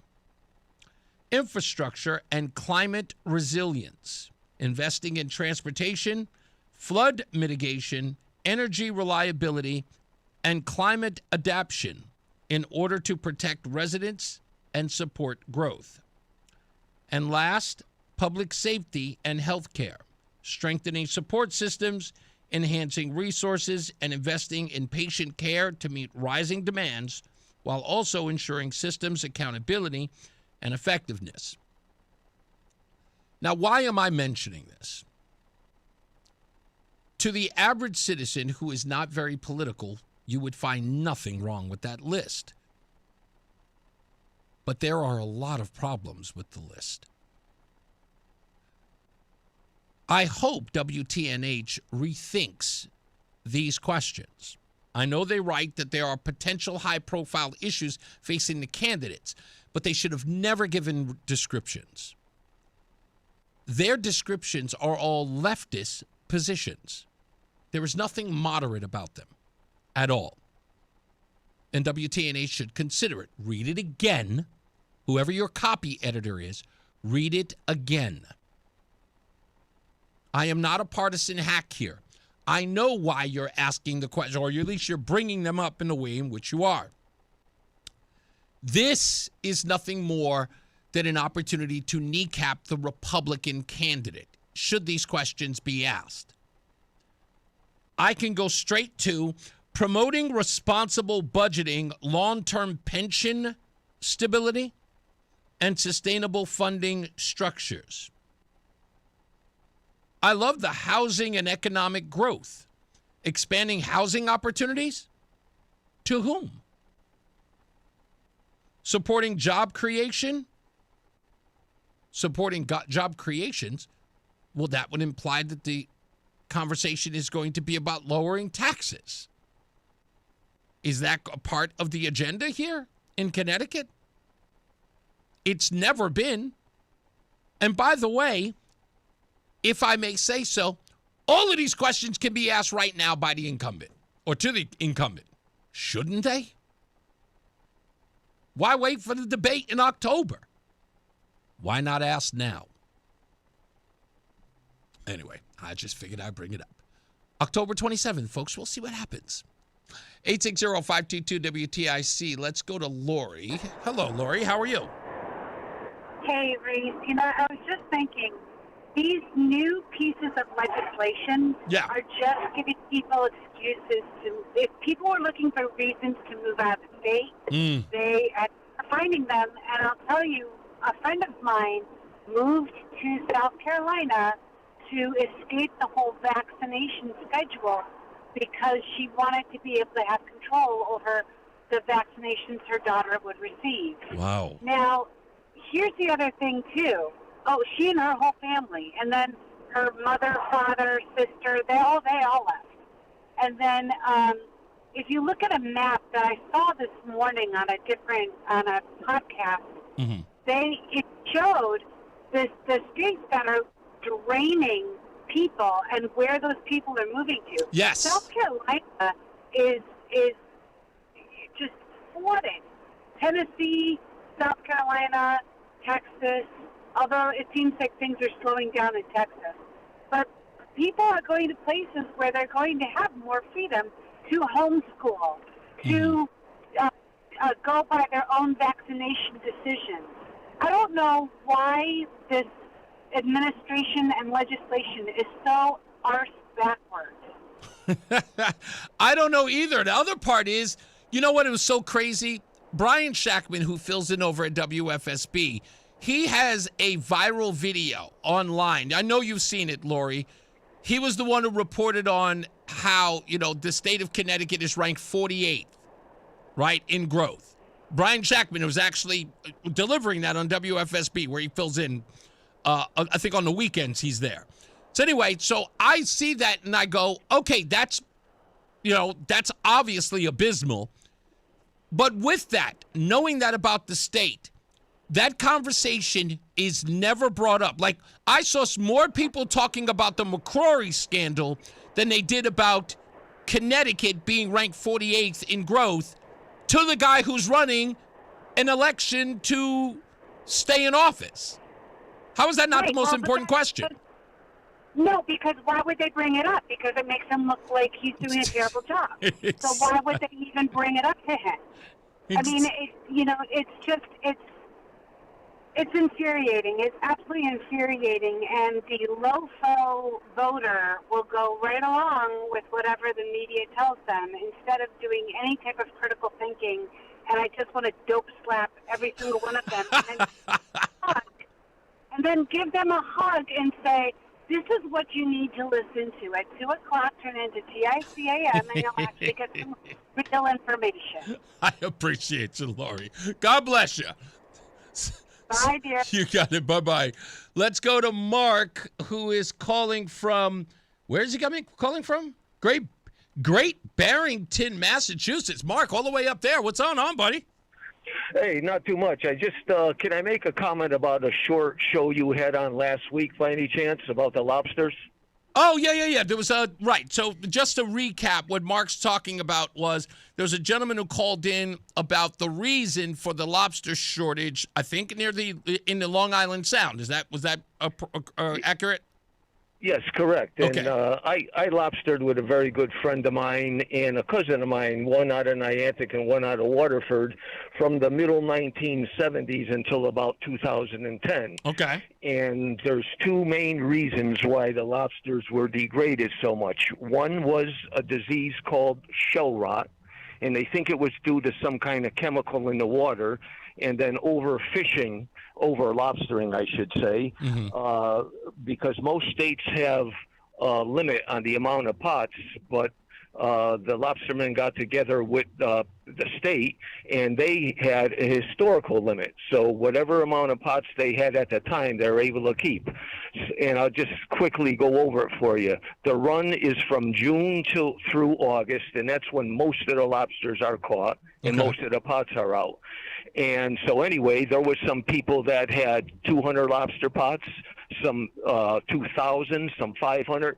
So two reasons why the lobsters were degraded: the disease called shell rot and overfishing. Talk to me a little bit about the disease. Did that have any? Because a lot of people were suggesting that Plum Island played a role in a lot of that. Is that, from your estimation, are you saying that there's no truth to that, or not as evident as what really happened there in your estimation? Yeah, I don't know a whole lot about what supposedly happened from Plum Island. Okay. But there was some chemical that got into the water system over the decades, and there was no mention of Plum Island ever. Okay. So all I heard was shell rot and overfishing. Look at Maine. Talk to me Maine about has- shell rot. I don't understand what that. I'm not familiar with the term.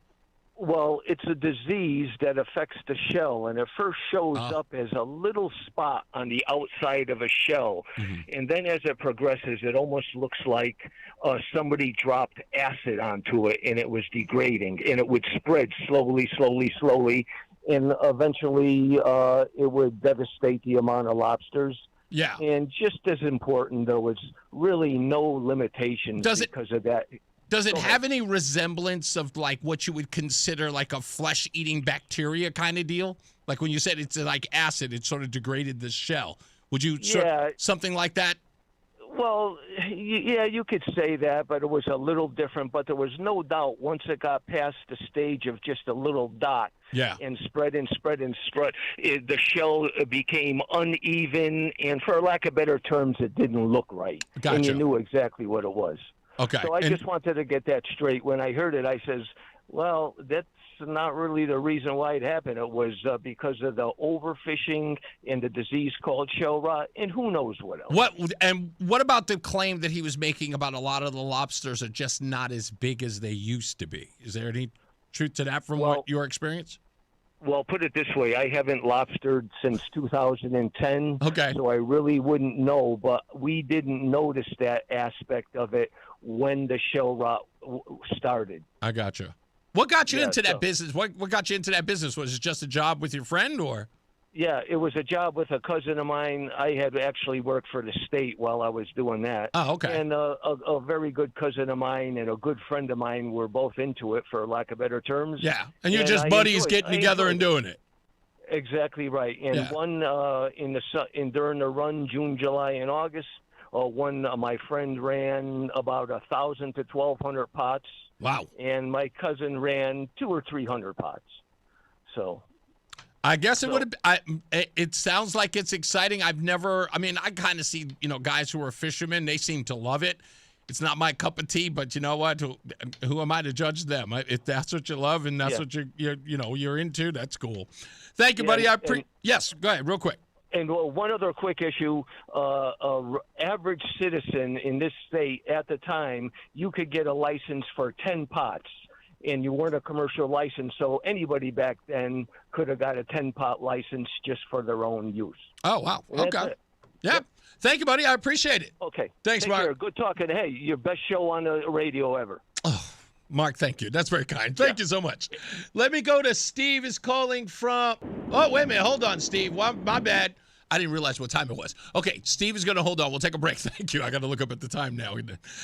Steve, stand by. We'll get to you in a second. We'll take a break. We'll be back. More news, more views. It's Reese on the Radio. My name is Whitney Allen, and I'm a widow. My husband, Ryan, died. We never thought we'd ever have to use life insurance, but the unexpected happened. With Ethos, signing up was fast and 100% online. You can get a quote in seconds, apply in minutes, and get same-day coverage. No medical exams, and you can get up to $3 million worth of coverage. I'm grateful we were prepared. Get your free quote at ethos.com/term. That's ethos.com/term. Paid spokesperson. Time spent on application may vary. Online health questions required. Wesley Financial Group is not a law firm, and Chuck McDowell definitely not an attorney. This is Chuck. If someone talked you into buying something really silly and you want to get out of that silly little thing, my advice, get the facts. Call me and I'll send you our timeshare exit kit absolutely free. Inside, you'll learn how timeshare works and all your options for cancellation. Call Wesley now for your free exit information kit. 800-909-9696. 800-909-9696.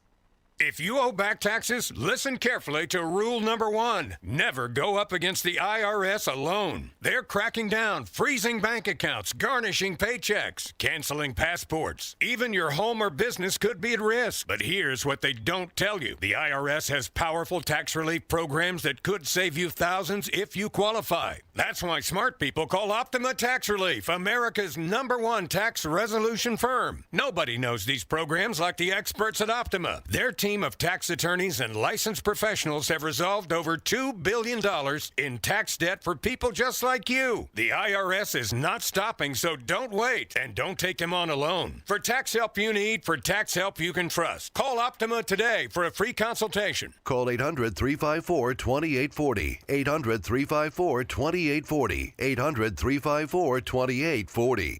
Optima Tax Relief. Some restrictions apply. For complete details, please visit OptimaTaxRelief.com. I know that hiring can be challenging. You sort through tons of resumes and you get too many so-so applicants. You're just waiting for someone to match your role perfectly. Well, now, there's a place where you can meet them fast. ZipRecruiter. Need to hire right away. Start your search for strong candidates. The right fit awaits. Build your team, build it sooner. Meet your match on ZipRecruiter. Just head to ZipRecruiter.com/free right now to try it for free. And you're on your way to meeting your match. 4 out of 5 employers who post on ZipRecruiter get a quality candidate within the first day. So try it now. Go to ZipRecruiter.com/free. Once again, that's ZipRecruiter.com/free.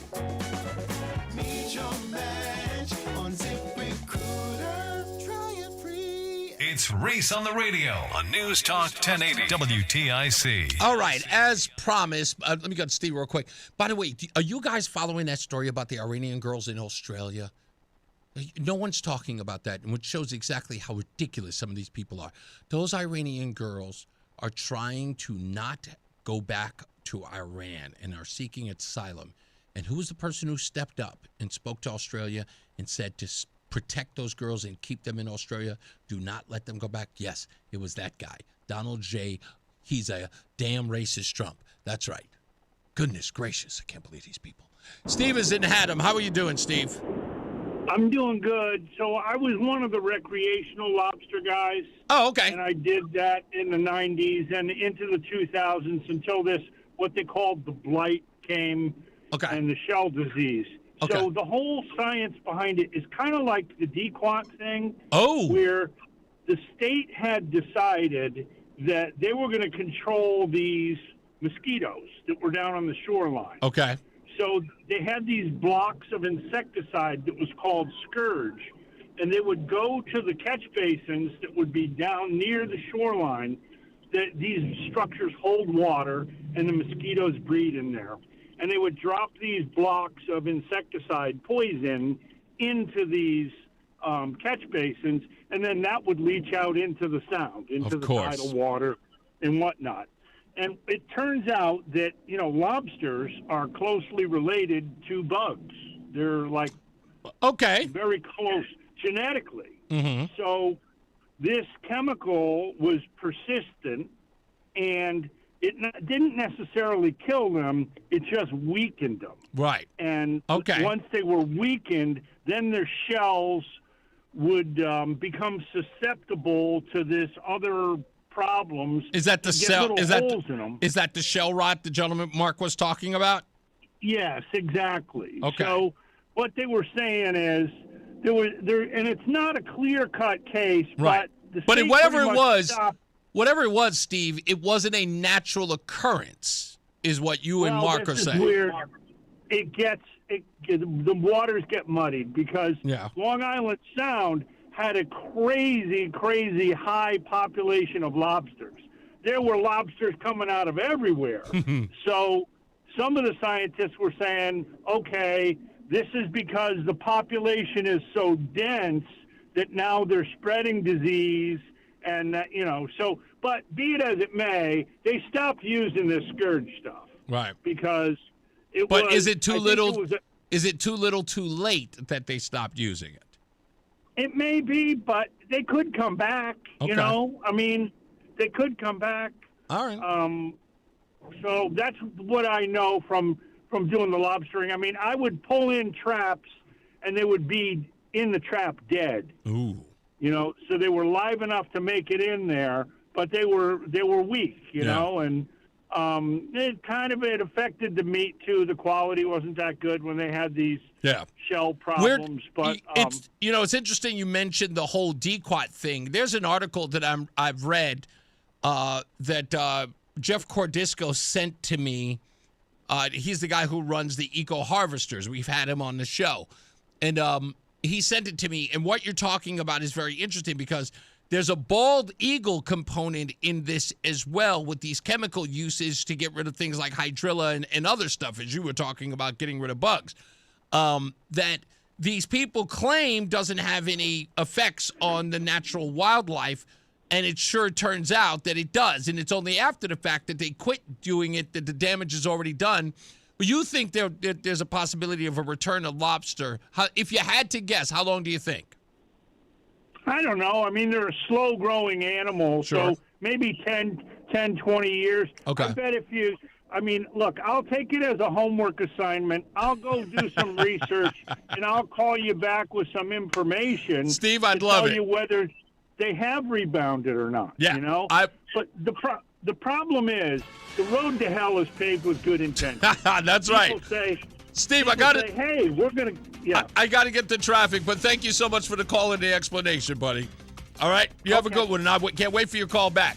Let's get our first check of weather and traffic this show with Mark Christopher, who's in the BPS Lawyers Traffic Center. Hey, sir. All right, Reese, thank you very much. Well, southbound 91, look for delays 33 down to 32 A and B, and again down by exit 28. If you're traveling westbound, 84 delays East Hartford approaching the Bulkley to 47 Sigourney. 84 eastbound is tight, 44 Prospect Oakwood into the tunnel. If you're traveling east of the river, that looks good. 291, 384, 2 eastbound's okay into Glastonbury. 9 northbound slowing approaching Harbor Park up to the Aragoni Bridge. 9 north a little tight again from 32 in Berlin up to 37 in New Britain. If you're heading down toward New Haven, 95 south delays 46 down to 44. Traffic and weather together on the 8th WTIC News Talk 1080. WTIC weather. Today's record high temperature 72 from 2016 has already been broken, and unseasonably warm weather will stay with us a while longer. Sunny to partly cloudy the rest of today with record warmth. High temperature 78, again, breaking the record of 72. Partly cloudy tonight, low 45. Tomorrow not as warm as today. Mostly cloudy, becoming breezy in the afternoon with a few showers at high 63. Clouds and a couple of showers tomorrow night. Maybe a rumble of thunder, low 49. Thursday, a couple of showers in the morning. Otherwise cloudy, breezy, and becoming chillier. High 57 Thursday morning. Temperatures falling into and through the 40s Thursday afternoon. Clearing and colder Thursday night with the wind diminishing, dropping to low at 27, and cool weather on Friday. Sunshine followed by increasing clouds, breezy in the afternoon with a high of 47. As we start the weekend Saturday, partly sunny with a chilly wind and a high again of 47. I'm meteorologist Bob Larson of the WTIC Weather Center. This is WTIC News Talk 1080 with Brian and Company in the morning, Reese on the radio in the afternoon, and news around the clock. WTIC and WTIC FM HD2 Hartford and Odyssey Station. 4 o'clock, good afternoon. I'm John Silva, WTIC 1080 News. Sunny skies, 73 degrees. We've blown past the record of 72 for the state set a decade ago. A body was found amidst the rubble of a home in Bloomfield that exploded and caught fire in town on Monday. Reports came in after 6 p.m. on Banbury Lane. Name of the victim has not been released, nor has a cause of the fire. Bloomfield Mayor Anthony Harrington. I mean, it's just like unfathomable that this could happen in our neighborhood, and we just want to, send prayers out to the family. Audio from WFSB. Police and fire, as well as several other agencies, are investigating a cause. The most intense day yet, that from Defense Secretary Pete Hegseth, since the war with Iran began. Correspondent Ellie Watson. He said that the U.S. has the will to fight for as long as it takes to achieve the objectives he laid out at the Pentagon last week. We heard again from the Secretary and the Chairman about 2 of those objectives, some progress updates about destroying Iran's ballistic missile capacity and sinking Iran's Navy, but not so much on the third, which Secretary Hegseth has said is to permanently destroy Iran's nuclear program. The hardline Iranian regime remains entrenched, with the son of the former supreme leader now in charge. A Middle East expert, UConn professor Jeremy Pressman, says it is hard to see how domestic opponents of the region could rise up to force change given the current events. Although the attacking country, in this case the United States and Israel, are proclaiming that they want to see that change, they're also in the midst of bombing the country. So the same people who would be needed to turn against, the same Iranians who would be needed to turn against the Iranian government, are trying to survive the U.S. and Israeli attacks. He says it's always tough to forecast what's coming next in war, but it's especially difficult now because the U.S. government keeps issuing statements that contradict each other. AAA is offering some tips on ways to try and get around those high pump prices. The prices seemingly increasing by the day. Spokeswoman Tracy Noble suggests being a thrifty consumer. The cheaper price might not be right in your neighborhood, but it could be on a route that you travel regularly. So be very mindful about where you can find the cheapest price. And if you can pay with cash, a lot of times there's almost a 10-cent difference between that cash and credit price. A national average for a gallon of regular $3.54. In Connecticut, that price is $3.45. Police continue to investigate a Monday homicide in Hartford. They got the call around 9:45 to a residence on Allen Place. When they arrived, they found an unresponsive male in the roadway, later identified as 42-year-old Christopher Shannon of that address at 15 Allen Place. He was taken to the hospital, later pronounced dead. No word yet on suspects or a motive. And there is a special election in Georgia to fill the seat of former Congresswoman Marjorie Taylor Greene. Skylar Henry reports. 12 Republicans, 3 Democrats, a Libertarian, and an Independent are all in this race. President Trump threw his support behind District Attorney Clay Fuller, who describes himself as a MAGA warrior and also an America First patriot. On the health. And in Wall Street, the Dow down 34 points, the NASDAQ up a point, the S&P down 14. For these stories and more, go to WTIC.com. I'm John Silva, WTIC 1080 News. Let's take a step back in time to an era when things were built right, built to last, and a handshake meant something. Yankee Home delivers that same craftsmanship still today. If your bathroom has moldy corners, dingy grout lines, broken tiles, and rust stains, it's time to call Yankee Home. You can have a brand new, bright, beautiful bathroom in as little as 1 day. From design to demo, plumbing to final product, our team will transform your bath fast. Every job is done right the first time. Never cattywampus. Take advantage of our winter special with 50% off installation plus 0 down and 0% interest. Call Yankee Home at 1-800-885-HOME. That's 1-800-885-HOME. Or visit yankeehome.com. That's yankeehome.com. Yankee Home makes it easy as can be with our never cattywampus lifetime guarantee. Yankee Home. On approved credit, restrictions apply. It's Reese on the radio. And don't say we didn't warn you on News Talk 1080 WTIC. Yeah, everybody's talking about this terror attack in New York City with these two Muslim kids who traveled from Pennsylvania and, through these IEDs. And CNN is getting a lot of crap for a headline that they wrote for it. I think I have. Do I have it here? I think I downloaded it just so I can look at it. Yes, here it is. They're getting a lot of crap for this headline. Two Pennsylvania teenagers crossed into New York City Saturday morning for what could have been a normal day enjoying the city during abnormally warm weather. But in less than an hour, their lives would be drastically changed. Or their lives would drastically change as the pair would be arrested for throwing homemade bombs during an anti-Muslim protest outside of Mayor Zohran Mamdani's home. Here's what we know so far. People are giving them a lot of hell for this headline, who apparently is written by these two women to paint the picture like these two kids just, hey, just going for a joyride, just hanging out, throwing explosive devices. That's what kids do. And people are saying that CNN, these two writers, are sympathetic to the two of these young men. Folks, don't be surprised. Like, why would anybody be surprised?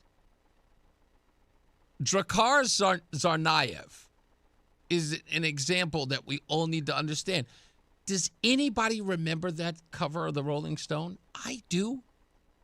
I'll never forget that cover of the Rolling Stone. And can I tell you why I remember it so vividly? Because the first thing that popped into my head was Jim Morrison of The Doors. It was fashioned to look like it. To show that picture like he was, this sex symbol. And I did a mock picture. It was on my Facebook page. I mocked a picture of the same sort of pose with Luigi Mangione. Because I said, I know that that's the same thing that's going to happen. And sure enough, with both of those young men, animals, both of them, that girls were going to swoon over them. Suicidal empathy. As I'm starting to think that these are the same women who would have said, Ted Bundy, I'm all in. Just saying. Just saying. When we come back, Jesse and Donald. We'll talk about their relationship and friendships when we return. Mark Christopher, he's in the BPS Lawyers Traffic Center. Mark's got plenty of friends, right, Mark? That's right. Hey, if you're heading into Hartford right now, southbound 91, you got some slow traffic from 33 Jennings Road down to 32 A and B, and again down by exit 28. If you're traveling westbound 84, got some slow traffic just after 56 Governor Street in East Hartford up to 47 Sigourney. 84 eastbound delays 44 Prospect Oakwood into the tunnel. 291 through 84 okay, 2 eastbound moving well Glastonbury in East Hartford. 9 northbound slowing Harbor Park to the Aragoni Bridge. Westbound 84 is slowing from 22 in Waterbury up to the Mixmaster.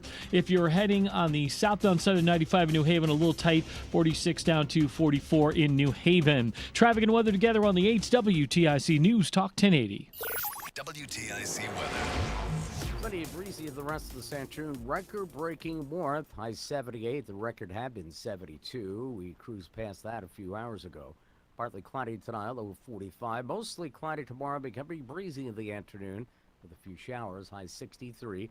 Showers may be a thunderstorm tomorrow night, low 49. And showers will linger into Thursday morning. For the rest of Thursday, cloudy, breezy, a much cooler, high 57 in the morning, then temperature dropping into the 40s Thursday afternoon. It's now 77 in New Britain. It's 75 degrees in Waterbury and 76 in Hartford. This is meteorologist Bob Larson of the WTIC Weather Center.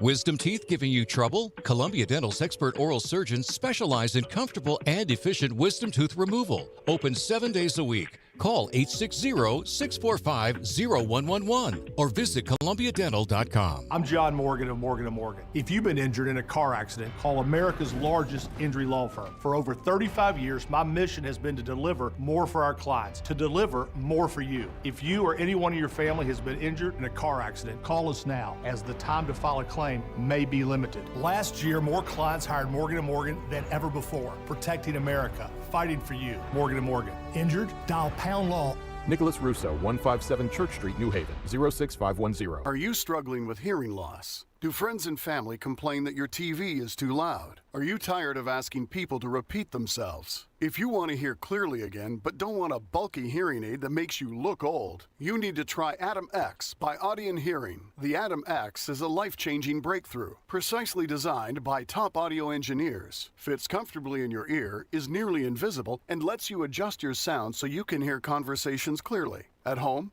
at dinner, or on the go. And right now, you can try the Atom X risk-free for 45 days. Call Audion Hearing now at 800-295-HEAR. That's HEAR for a 45-day risk-free home trial with free shipping and money-back guarantee. The Atom X is lightweight, rechargeable, practically invisible, and costs 90% less than prescription hearing aids. Don't miss out. Call 800-295-HEAR for complete details. That's 800-295-4327. Hearing for everyone. Audion Hearing. It's Reese on the Radio on News Talk 1080 WTIC. I had to do some quick research there. It was something I was looking for, and I couldn't find it. Good enough. It's like every time I need to find something last minute, I can never, ever find it. Anyway, we're back. It's Reese on the Radio. Telephone number 860-522-WTIC, 860-522-9842. If you're also just joining the program 2 hours ago, I have asked if there's somebody who knows someone with those roving billboards. You know, you got a little truck, it's got a billboard behind it. You know, it's a digital billboard.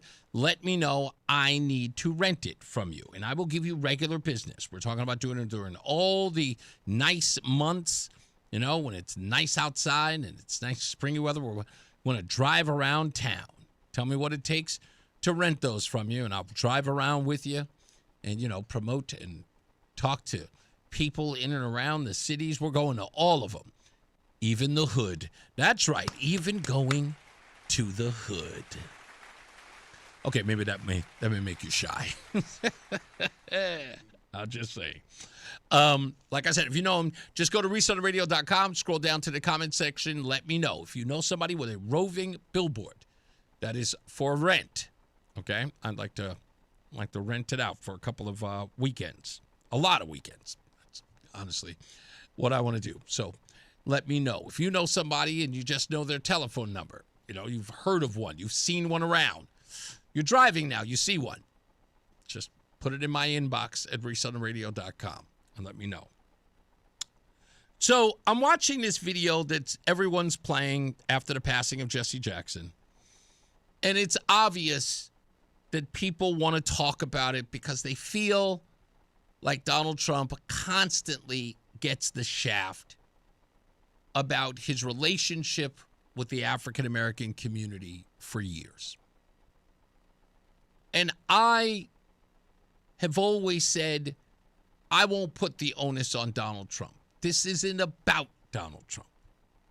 This is about the people who lie about him. The liars must be focused on, not him. I don't give a damn about what Donald Trump has done.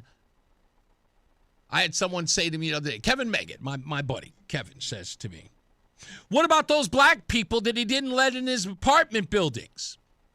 And I responded, how many black people you rent an apartment to? How many?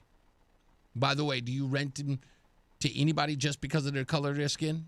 You ever looked at a person and just says, you know what, you're black, sure. You do any vetting? And should they be able to rent an apartment just because they're black? Is that the criteria now? He didn't let black people live there. Okay. How many black people? Any of them. I mean, the entire population of blacks wanted to live in New York. I'm supposed to give it to because they're black, that's it. They failed to mention that Donald Trump was involved with a very large group of realtors. It wasn't just Donald Trump. He wasn't the only person dragged in. It was a host of realtors who were dragged into this. By the way, they were accused of not renting to African Americans. No one ever agreed or was found guilty of anything. All of the organizations that were investigated and brought up on these charges of just settled with no admission of guilt. And again, I ask the question, who are you to say that just because they're black, they're supposed to be allowed to rent? You don't do that. You don't hold, you have never, ever in your life, and I say that to black folks too, you have never in your life just, you have anybody walk up to you and just say, hey man, let me get $5. And you say, no. I was like, but yo, I'm black. I'm supposed to be obligated to get that. Like, you are obligated to give it to me. I'm black, you're black, give me $5. You would never take that. That would never pass the smell test. In fact, when I see some of you brothers, that's the first thing I'm going to say. Hey, you black, I'm black, give me $5. You ain't even allowed to ask me what I'm going to spend it on.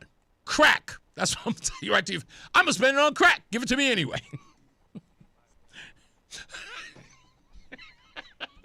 Roland said, you can't buy crack for $5. How do you know? I know some people. Anyway,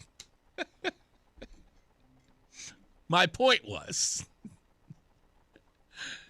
people ignored a lot of things about Donald Trump. I even get these other bozos. It's like, what about that full-page ad that he put out in all the newspapers? Yeah, what about him? People said he put out an ad against the Central Park 5. No, he did not. Yeah, that's right. No, he did not. Go look it up. Come on. I test my wits against yours. He did not. He put out a full-page ad about returning the death penalty because of what took place in Central Park when that jogger was assaulted. And because of the epidemic of wilding that was happening in New York. It wasn't just the Central Park's 5. It was a lot of wilding. In fact, several newspapers had the headline, Wildin'. It was an epidemic. It was the Negroes Gone Wild epidemic. It was. We had girls gone wild, Negroes gone wild. That's what it was. Come on, we all know it. We all know it was true. You don't have to be mad about it. Just a fact. We deal with the truth here. Anyway. But that happened in 1988, 89. In 1999, Jesse Jackson, who, by the way, never publicly admonished Donald Trump for those ads, never, at all. Al Sharpton, too, never said a word about those ads. Both of those gentlemen were prominent. They were prominent public figures. Hell, Jesse Jackson had been around since the 60s. But never. But Jesse, sure enough, in 1997, went over there and talked to Donald Trump and asked him, hey, I think we need to get down on Wall Street. Here's that exchange. This is Jesse Jackson talking about Donald Trump. In fact, hold on, let me make sure I get the transcript here because you might not be able to understand Jesse here. I'm sorry, he had a speech impediment of sorts. So I'll get the transcript in front of me. But here it is. Jesse Jackson, 1999, talking about his relationship with Donald Trump and giving him office space at 40 Wall Street. I now want to bring forth a friend who, when we opened this Wall Street project and we talked about it, he gave us space at 40 Wall Street, which was to make a statement about our having a presence there. And beyond that, in terms of reaching out and being inclusive, he's done that too. And created for many people a comfort zone when I ran for the presidency in 84 and 88. Okay, so I know, like I said, he's got a speech impediment. I apologize.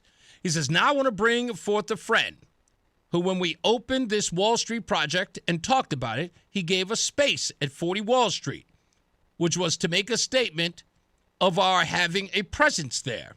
And beyond that, in terms of reaching out and being inclusive, he's done that too. He stretched many people's comfort zone. He ran for the presidency in 84 and 88. I don't remember him doing that. Many others, I think he was talking about Jesse himself there.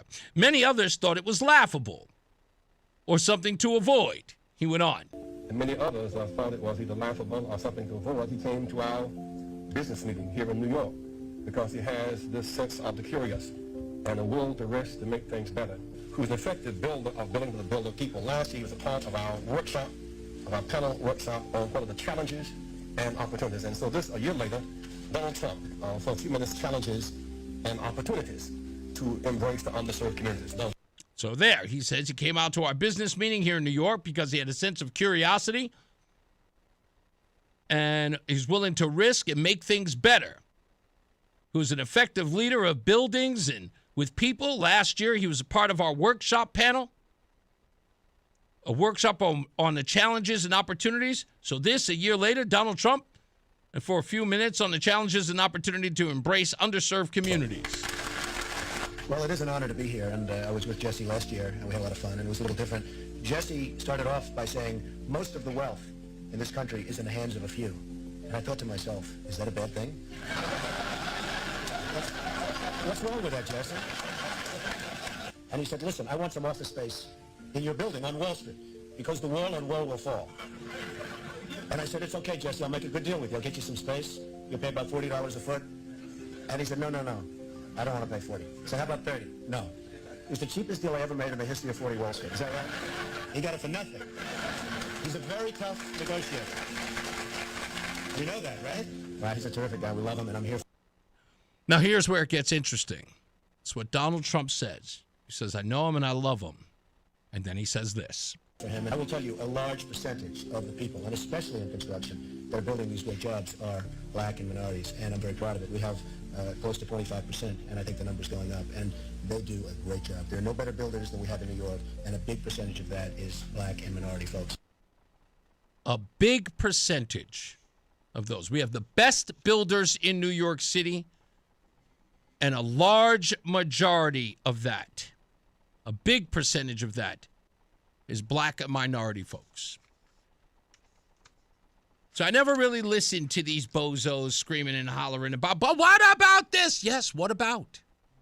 Doesn't that matter? Because I know what you can say. You could do this. You could do this whole back and forth with me and in one breath say Jesse Jackson is a sellout, but then in another breath call him a civil rights hero, right? He sold out to Donald Trump because, you know what I'm saying, he was getting that money, you know what I'm saying? He was trying to get that building, you know what I'm saying? He sold himself out. And then afterwards, when he passes away, it's just like, don't you dare disrespect his name. Negro, please. Don't knock it off. Now, I know that it's okay. You could be a hypocrite all day. I'm just going to keep it real. And I told you, again, I'm always telling you the truth about this stuff. Jesse Jackson lost all credibility with me. All of it. After he never stepped up for Donald Trump, knowing what he did. That Rainbow Push deal was to get his organization, Jesse Jackson, into the corporate world. And Donald Trump made that happen by giving him free office space on 40 Wall. The place that would eventually become the sites of Letitia James, remember? Yeah. That coveted property owned by Donald Trump. He gave that to Jesse Jackson. None of that had any currency later on with any of you knuckleheads. None of you. Which is why I can't respect you. I've never respected you behind that. And I never respected him behind that. He went out there and he was showing up at events. And Jesse Jackson, I'm sorry, in my humble view, kind of a cretin. Sorry. He could be your homeboy. He could be your civil rights leader of your generation. So what? He was a cretin. And when I say he was a cretin, because there was a man who stood up for him. A man who put him on the map. Business-wise. Why? Because he thought it was important to your cause. He platformed you. And when it mattered, you didn't go above and beyond for him. You avoided him like the plague. You never stepped up for him. You were in hiding. I'll go one step further to show you exactly what kind of disrespect I have for this dude. So I went and looked it up. Out of all the presidents who showed up to speak at his funeral, what did any of them ever do for him? One stepped up. And that was Bill Clinton, who awarded Jesse Jackson the Presidential Medal of Freedom in 2000, the last year of his presidency. Even though Jesse Jackson was there for him when he was going through his scandals in 98 and 99. He didn't choose to give him the Presidential Medal of Freedom until the last year in office. And that was it. Even though Jesse Jackson was actually one of the people who, I think, didn't he go to Yugoslavia or something like that? I'm almost positive, yeah. Went to Yugoslavia to go help release 3 soldiers who were held in captivity. But what did Clinton ever do for him other than give him an award? What about Barack Obama and Joe Biden? Nothing on here. Obama and Biden had political ties with Jackson and credited him with inspiring their careers. Obama's path to the presidency and Biden's civil rights advocacy. There's no clear record of them providing comparable or personal business assistance to him. Their relationships involve mutual respect and occasional collaborations. Like Biden joining Jackson at the Edmund Pettus Bridge in 2023. But the only person who ever put any skin in the game for Jesse was the man that he never stood up for. Never. And again, like I said, I don't know that. I don't understand that. I can't understand it. And Trump was very kind to him when he wrote his Truth Social. He didn't say, the guy never stepped up for me, never showed me any love. When I was getting blasted by prominent members of the African-American community, he didn't even go that far. I would have, but I'm petty. That's what I would have done. Sure enough. And again, I love my boys, and I'll stand for my buddies. I do. You know, they don't always stand for me. Sometimes, you know, they can get a little, they don't stab me in the back. They kind of prick me in the back sometimes. You know, but I stand for my boys. I'm never going to dump on them. I got their backs. But that's unforgivable in my book. I'm just saying, it just is. It's unforgivable in my book. I can't forgive a man who just won't do that. Because it would have cost him nothing. He's Jesse Jackson. All right, we'll take a break. We'll come back. More news, more views. We got to talk about Hakeem Jeffries and an idea that I have that may get me into trouble, but I think I'm going to do it. We'll talk about it. Mark Christopher, he's in the BPS Lawyers Traffic Center. Hey, buddy. Reese, thank you very much. Well, good afternoon to you. Good afternoon, everyone. If you're heading into Hartford right now, overall a pretty good ride. Southbound 91, look for delays 33 down to 32 A and B, and again down by exit 28. Northbound 91's a little slow down by 23 West Street and Rocky Hill. Westbound 84 tied up just after 56 into the area of 47 Sigourney Street. 84 eastbound slowing about a half mile before 46 Sisson Avenue down to the Bulkley. 291 eastbound's tight. I-91 over to the Bissell Bridge. 2 eastbound's okay. Glastonbury into Marlboro. 9 northbound slowing Harbor Park up to the Aragoni Bridge. Again, a little tight getting by exit 32 in Berlin. Westbound 84 Waterbury's a little slow. 22 to the Mixmaster. South 95 just a minor slowdown approaching exit 44 in New Haven. Traffic and weather together on the 8th. WTIC News Talk 1080. WTIC weather.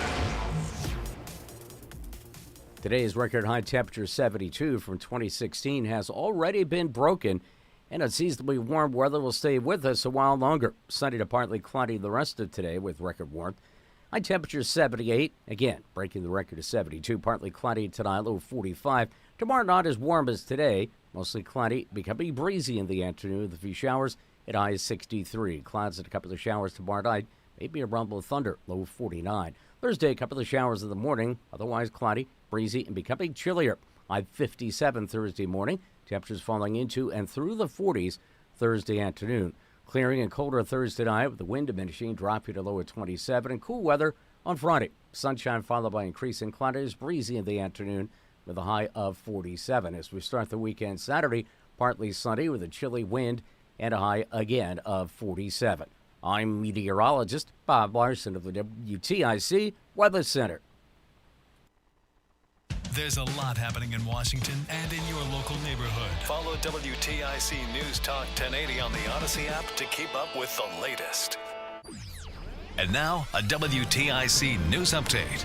76 degrees at 4:30. I'm John Silva, WTIC 1080 News.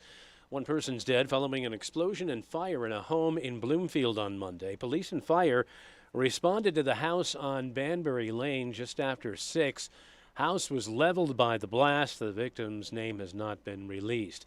Defense Secretary Pete Hegseth says the U.S. is upping the ante when it comes to hitting Iran on this day 11 of the war. Today will be, yet again, our most intense day of strikes inside Iran. The most fighters, the most bombers, the most strikes. Intelligence more refined and better than ever. Police in Hartford say a person is dead following a shooting Monday night in the city. About 9:45, police got the call. Allen Street, 42-year-old Christopher Shannon was found unresponsive, later died at an area hospital. There have been no arrests, no word on suspects or a motive as yet. Ansonia police have released additional information on a weekend crash. They say around 4:30 Sunday afternoon, someone called to report their vehicle was struck by another driver at Bridge and West Main Streets. The fleeing driver then hit 2 other vehicles on Pershing Drive before hitting a pole and catching fire. The passenger in that vehicle is listed in critical condition. Israel says Iran has been firing cluster munitions throughout the 10-day war, adding a complicated and deadly challenge to Israel's already stretched air defenses. The warheads burst open at high altitude, scattering dozens of smaller bomblets across a wide area. A police officer was shot and a gunman killed during a confrontation today in Baltimore. Authorities say the shooting began when police responded to a report about a burglary at a house. The police commissioner there says a woman jumped from a window during that incident. On Wall Street, the Dow lost 34 points today. The NASDAQ picked up a point and the S&P was down 14. For these stories and more, go to WTIC.com. I'm John Silva, WTIC 1080 News. The reason many of us hate insurance companies is because some of them act like bullies. I'm John Morgan of Morgan & Morgan. I've been dealing with these creatures my whole career. Whether it's a workers' comp claim, an auto accident, or a nursing home or medical mishap, the playbook is often the same: deny and delay. We became the largest injury firm in America for a reason. We fight the bullies. They know who we are, and I know it makes a difference for our clients. Just go to forthepeople.com and see our results and our verdicts after those bullies gave us their final offer. Hiring the wrong firm can be disastrous. Hiring the right firm could substantially increase your settlement. It's easy to get going. Visit forthepeople.com on your phone or computer, or call us on your cell at pound law, pound 529. Morgan & Morgan, America's largest injury law firm. forthepeople.com. Nicholas Russo, 157 Church Street, New Haven, 06510. Attention! Have you racked up $10,000 or more in credit card debt? Are you barely getting by making minimum payments? With credit card debt reaching all-time highs, National Debt Relief is notifying consumers about significant debt relief options currently being made available to help those with overwhelming credit card debt. These options may reduce a large portion of credit card debt for those who qualify. You don't need to declare bankruptcy or take out a consolidation loan, and you may only have to pay back a fraction of what you owe, even if you have bad credit. National Debt Relief has already reduced the credit card debt for more than 550,000 consumers, so don't wait. If you owe $10,000, $20,000, or even $100,000 in credit card debt, you can now take advantage of this financial debt relief as the cost of living continues to skyrocket. To check what debt reduction you may qualify for, call 800-747-7676. 800-747-7676. Again, that's 800-747-7676. Stay locked in. Reese on the Radio is on WTIC News Talk 1080.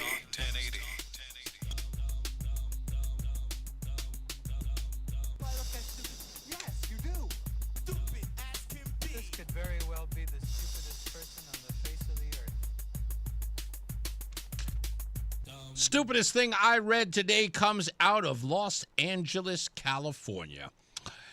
So there was a marathon that was there yesterday. And apparently, they were concerned about the high temperatures in Los Angeles. It looked like temperatures were expected to climb into the low to mid 80s or higher midday. In the marathon, which started earlier in the morning, the temperatures were about mid 50s. In fact, about 7 a.m. it was. And they were concerned that the heat could be dangerous for endurance. And it raised risks of heat exhaustion, dehydration, or worse. So what did California decide to do? They decided to make the marathon woke. How, do you say, did they make it woke? Well, runners who reached the 18-mile marker on Santa Monica Boulevard and were so-called having a, quote, end quote, rough or tough day could choose to take a turn. They could head straight to the finish line early, creating effectively 2 finish lines if they could not finish the full 26.2-mile marathon. That's right. They were able, at the 18-mile marker of a 26.2-mile marathon, and take an alternative route to make it to the finish line because they were having a, quote, end quote, tough day. But wait, how could this become more woke? Oh, how else? It's obvious that if you did go the 18-mile route and then go to the immediate end of the marathon, you still received, wait a minute, yes, a finishing medal. You made it! Congratulations! You only went 18 miles, but here's your medal. Yes, folks, yes. You don't get to go home. Hey, I tried. I gave it the old college try. Couldn't make it. But hey, I did 18 miles. That's a personal achievement. That's a personal best. And just went home. No. California said we still have to give them a finishing, which again, a finishing medal. Contrary in terms, finishing medal for quitting at the 18-mile because you were having a tough day. I don't know what constitutes as a tough day. There are a lot of reasons why you could have a tough day. Like having a tough day, like, did you run by and see your wife, making out with another, like what's a tough day? You had a mental issue while you were running, that you remembered, I left the stove on. What? I don't get it.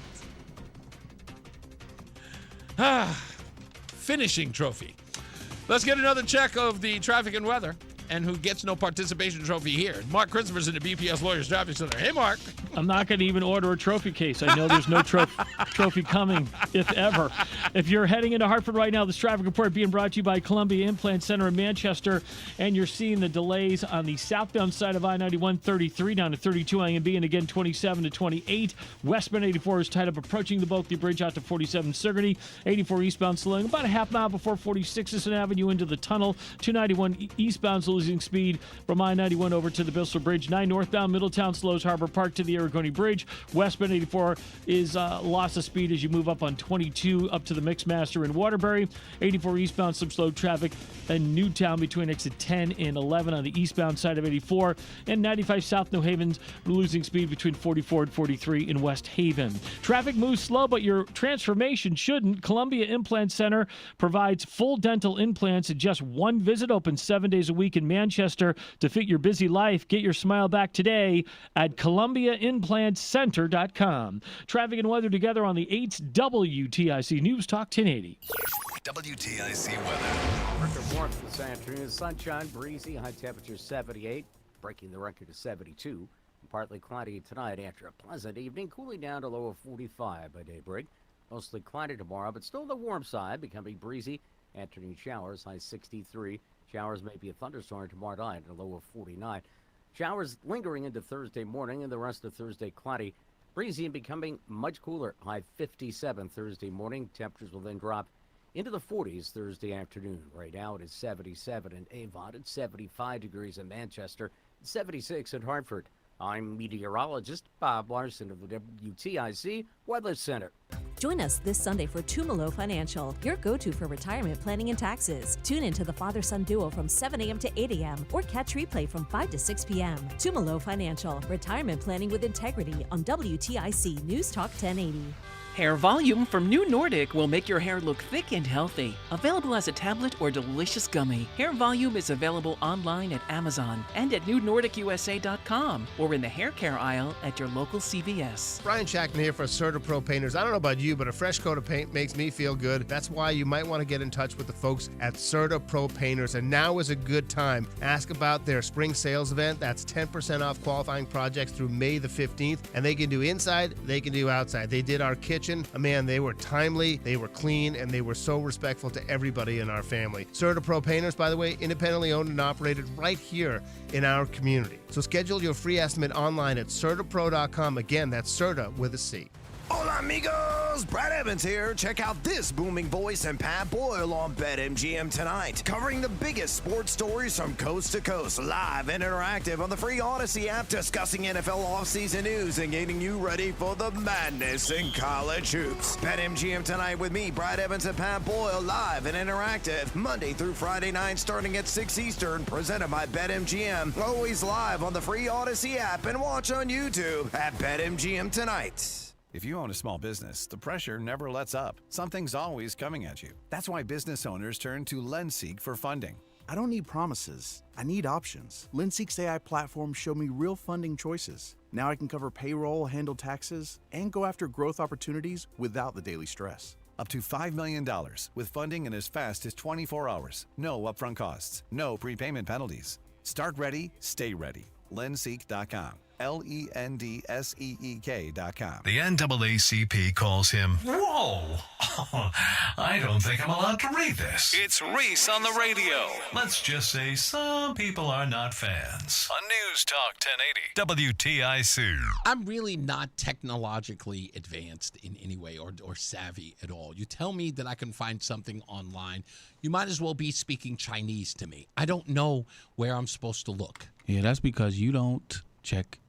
I do. Of course I check my emails. Well, that's the same criteria you put in that. You just go to Odyssey at work and put that stuff in, and it'll literally pop right up. Are you sure? Yeah.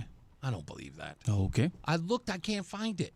I looked for it before. It's literally it's one of the tabs on the screen. No, it's not. Yes, it is. It isn't. I'm telling you, I looked at it. There is no tab, no such tab. I looked at it. In fact, I'll look at it again. There is no such tab. Here I am right now, and you're telling me that there's a tab that says W-2? Yeah. Oh, yeah, there it is.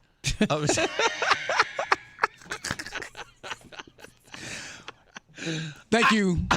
Thank you, folks. You have a great night. I'll be back next week. Oh, I didn't know that was it. Oh, yeah, you're right. You're right. It's actually right there in front of me. I didn't know. I didn't know it would be right there. Where were you 3 months ago? Or at least the beginning of the year. I just looked for it. The lunatic. Of course I should have. Shouldn't have looked. I should have just asked you. But it says, wait a minute, it has like an ADP thing that I have to log in. Is that what you're talking about? Is that the thing? Okay, so our regular credentials to get in there? Okay, all right. I guess I'll just do it now. I didn't know it was there. I'm an awful person. I was under the impression there's no way it's there. I'm looking all over for it. I'm like, where the heck is it? It's right there. Anyway, John Beckman said that stupidest story about the marathon. He said that's the wussification. He used the P word. The wussification of America right there in that story. Yeah, I know. But it also tells you the level of which the participation trophy has lost, like it's gone crazy. And I want to address this before I get to this other thing with the ICE thing and the DHS funding stuff. Just is very important. I was talking to someone who loves to talk about greed, and I was watching this video with Milton Friedman, and I thought I downloaded it and I sent it to myself so I could play it on the show today. But it's a very important argument to have with these people who use the word greed. And Milton Friedman was on the Phil Donahue show, and he was using the same old adage that a lot of these knuckleheads use. You know, talking about how people are greedy and they're greedy.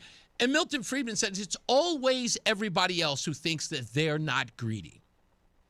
And they get to decide everyone else is greedy because they serve their own interests, knowing damn well that that's what they do. The people who are always accusing others of being greedy are saying that those people are serving their own self-interest, but so are the accusers of those who are greedy. And I always say, you know, if you've got anything, you should be able to give it up. Why are you not giving of yourself? I can't afford it. That's no excuse. You are richer than other people. You should give what you have. You should get half of your stuff and give it to them. You should, unless you're greedy, right? You lived a good life. Give it all up, right? I can just suggest that you're greedy. Well, I don't have money like them. So what? A guy who has $1 billion has less than the guy who has $2 billion. Are you telling me that both of them should give equally? Should a millionaire give just as much as a billionaire should give? And by the way, why is it always the broke son of a gun who's telling the rich people how they should spend their money? That you have more, or you can dig your hands in their pockets and give their money away. But yet, we'll give none of yours. How about this? I've got an idea. This is a great idea, and I want to start this.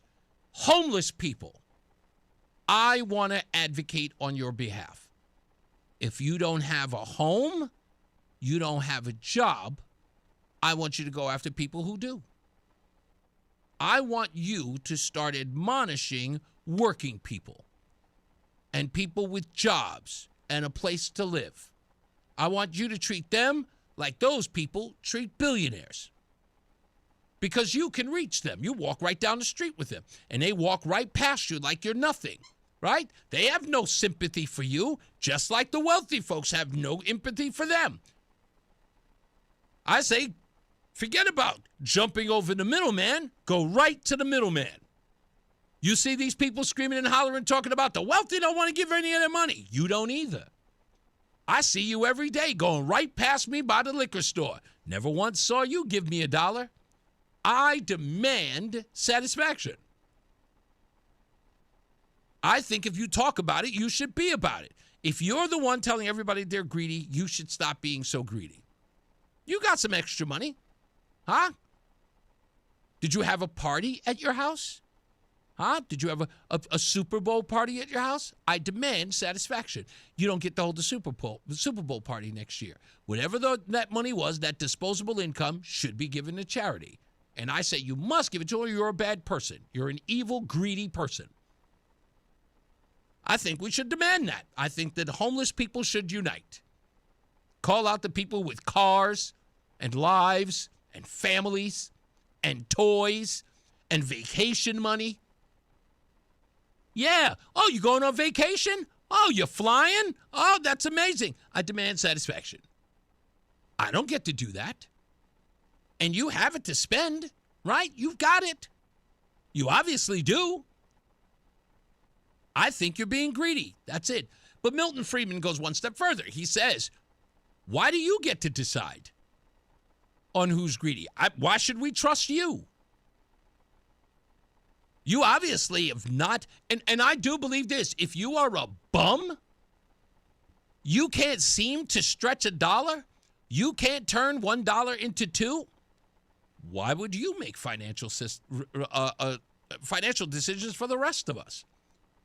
Why would you be able to? I mean, if I'm looking at the guy who made billions of dollars and I'm looking at you, where if I gave you $50, you couldn't turn it into anything more than $3, meaning you would get rid of 47 or spend 47, never turning that money into something. Why would I trust you to tell the rest of the millionaires or billionaires what to do? The guys who actually create wealth. Why would we go to you? Who would hustle that far backwards? If you're struggling to make ends meet, why would anybody put it's the reason why you're not in the financial markets. You suck with money. Why would I ever talk to you? And all of a sudden you think you're the guy running around talking to everybody, those people are just greedy. I would say those people are industrious. You think of all the people who invented something, all of them to support their best interest, their own self-interest, gave to the world. Was Ford, was he greedy when he created the assembly line? No. But according to you, he was. What did you ever create? Now, I would look at all of those people and say if they had created something and then, nobody ever gave them a shot, I'd make that argument. It's like, yeah, you know what? Maybe nobody wants you to get wealthy, but you've invented nothing but a complaint. I mean, technically, the only thing you are is you're a writer of complaints. You're a screamer of complaints. You don't create anything. You're just whining. And I don't think you should be the arbiter of anybody's wealth. Last person I would go to is someone who thinks that wealthy people, for the sake of being wealthy, are greedy. If you see the world in that simple of terms, who the hell would trust you? I was talking to Josh Elliott here, and we were talking behind the scenes about the difference between those who have created their own wealth and those who have inherited it. You know what Josh Elliott said? 27% is too much. That's right. Of all the wealthy people in the country, 27% have inherited their wealth. The other 73%, are you kidding me? That's almost 2/3. Well, it's more than 2/3. What am I talking about? It's more than 2/3. It's almost 3/4. And he thinks 27% is too much. And ignoring the fact that there are 73% of people who made their wealth on their own. That's an astonishing number in a country. And people are screaming greedy. They damn sure aren't talking about the 27%. They're talking about the hard workers who created their wealth. And when you say that to these people, they don't even know what to say. It's like, really? It's 73%? Yes, it's 73%. So if 73%, obviously, and that, again, outnumbers almost 3 times the amount of the people who have inherited it, you have no excuse. Just looking at it that way. I'll take Tom and Thomaston real quick. How are you, sir? Hey, I'm well. Thanks, Reese. Hey, Reese, breaking news. The new encyclopedia is coming out with their definition of greed, and it's a bespectacled, bald-headed senator who gave his wife $500 million, and she bankrupted her college with that money. Oh, what are you talking about, old Bernie? Yeah, old Bernie. And then the wasting of money is called burnification of money. I love it. That's actually really, really good. I like that. Again, I don't understand any of these folks who scream that word greed. And again, thank you so much, Lori. It's insecurity breeds jealousy. Jealousy creates envy. Envy causes self-destruction. Yeah, I own a small janitorial service. I work for a builder. Mm-hmm. The guy's got money. The family's got money. But they work till 5 or 6. They go home. 2 or 3 of them come back almost every night and work 3 or 4 more hours. Wow. People with money work hard. Yep. The majority, unless they're, trust fund babies. Yeah. But that's not the majority. Like you said, it's not the majority of people. No. That's an amazing, it's the part that blew my mind when we looked it up a couple of weeks ago.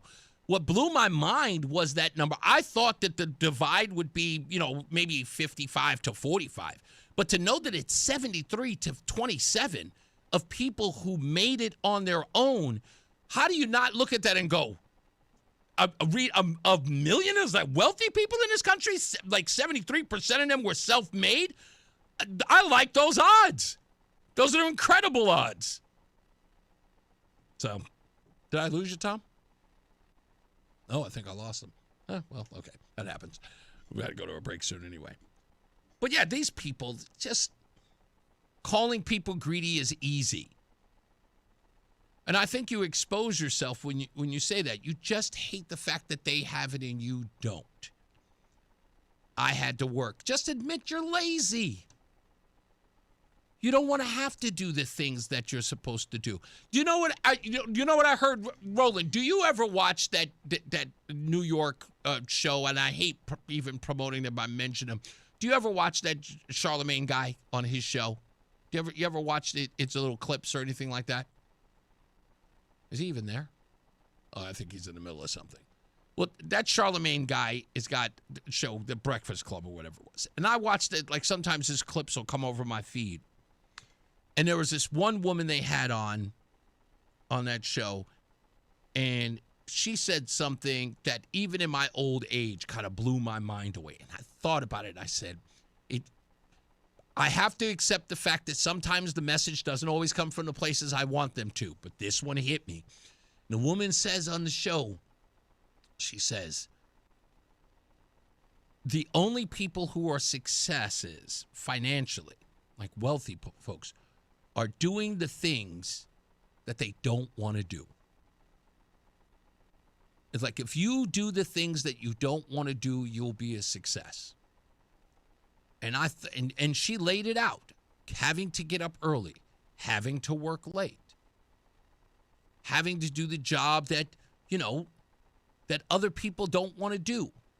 The sacrifices, not going on vacation, not paying yourself, starving even in some cases, not going out to dinner. Those days when you're trying to make, I'm never going to forget it. And this happened to me recently, before I got sober. I got demoted, was working on a regular job, had to make sure I made my car payments, had to make sure that I paid my rent, make sure there's gas in the car, had to travel further for work. And I said, screw it, I've only got enough money for a case of top ramen. And sure enough, I did it. Until I started my own business. And even then, all of it just paid for rent.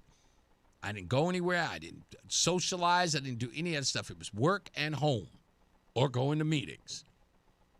And I struggled. And because the first year I opened up my moving company, that year I made $19,000 after I paid everybody. That was 2019. $19,000 running my own business after I paid all my employees. The next year I made six figures. I was saved. I was like, thank you, Jesus. I was so blessed. 2020 was fantastic. And it was the pandemic too. Yeah, I'm not gonna lie about that. Mark Christopher, he's getting you home. He's in the BPS Lawyers Traffic Center. How we doing, buddy? All right, Reese, we're doing okay. Southbound 91 just got some delays, 33 in Hartford down to 32 A&B, and again 27 down to 28 Hartford Weathersfield line. You see a minor delay again as you move by exit 22, the Route 9 interchange at Cromwell. Westbound 84 slows approaching the Bulkley Bridge out to 46th Avenue. Eastbound 84 is running slow, about just after 44 Prospect Oakwood into the tunnel. 2 westbound slows, 1D up to the 84 West merge in East Hartford. 2 eastbound slowing off of I-84 out to exit 3 in East Hartford. Heading into Middletown, both sides of 9 heavy approaching the Aragoni Bridge. A little slow traffic 84 westbound in Waterbury as you move up on the Mixmaster, and 84 eastbound in Newtown. Some sluggish traffic now as you move between exit 8 and 9, and again from 10 to 11 on the eastbound side of 84. Southbound Parkway is a little slow in Hamden getting by exit 60. Traffic and weather together on the 8's WTIC News Talk 1080. WTIC weather. Today's record high temperature 72 from 2016 has already been broken, and unseasonably warm weather will stay with us a while longer. Sunny to partly cloudy the rest of today with record warmth. High temperature 78, again breaking the record of 72. Partly cloudy tonight, low 45. Tomorrow not as warm as today, mostly cloudy, becoming breezy in the afternoon with a few showers at high 63. Clouds and a couple of showers tomorrow night, maybe a rumble of thunder, low 49. Thursday, a couple of showers in the morning, otherwise cloudy, breezy, and becoming chillier. High 57 Thursday morning. Temperatures falling into and through the 40s Thursday afternoon. Clearing and colder Thursday night with the wind diminishing, dropping to low at 27. And cool weather on Friday. Sunshine followed by increasing clouds, breezy in the afternoon with a high of 47. As we start the weekend Saturday, partly sunny with a chilly wind and a high again of 47. I'm meteorologist Bob Larson of the WTIC Weather Center. This is WTIC News Talk 1080 with Brian and Company in the morning, Reese on the radio in the afternoon, and news around the clock. WTIC and WTIC FM HD2 Hartford and Odyssey Station. 5 o'clock, 76 degrees in Hartford. Good afternoon. I'm John Silva. WTIC 1080 News. One person is dead. The investigation ongoing. A house fire and explosion Monday evening in the town of Bloomfield. Police say they were dispatched to assist firefighters at the scene on Banbury Lane. Paulette Lawrence tells WFSB she stepped out for a walk just prior to the blast. So one side there was a bright fire, and then on the other side there was dark smoke. And within a couple seconds, the house just burst into flames. Now, the name of the victim has not been released. Members of the Senate Armed Services Committee have received a briefing on the war in Iran, and some Democrats came away frustrated. Senator Richard Blumenthal says he left with more questions than answers. I emerged from this briefing as dissatisfied and angry, frankly, as I have from any past briefing in my 15 years in the Senate. He said he's concerned about the cost of the war, Russia and China's assistance to Iran, and U.S. troops. We seem to be on a path toward deploying American troops on the ground in Iran to accomplish any of the potential objectives here. Correspondent Cammie McCormick, an expert, says it's tough to gauge what's happening in the Persian Gulf region because of mixed signals from the U.S. side. WTIC's Dave Mager has that. If you've been wondering why observers are having trouble pinning down exactly what's going on in the Middle East, the U.S. president has not been a reliable narrator of what U.S. strikes have done to Iran, right? For example, last summer, President Trump declared the Iranian nuclear program was obliterated. The existence of that same program is now cited as a reason for the current campaign. UConn professor Jeremy Pressman is an expert on the region. The U.S. message seems all over the place, and it's hard to nail down exactly what the U.S. is trying to do, what it claims it's trying to do. Pressman says Israel's goals are clear, and that nation is emboldened with the Trump administration squarely on board.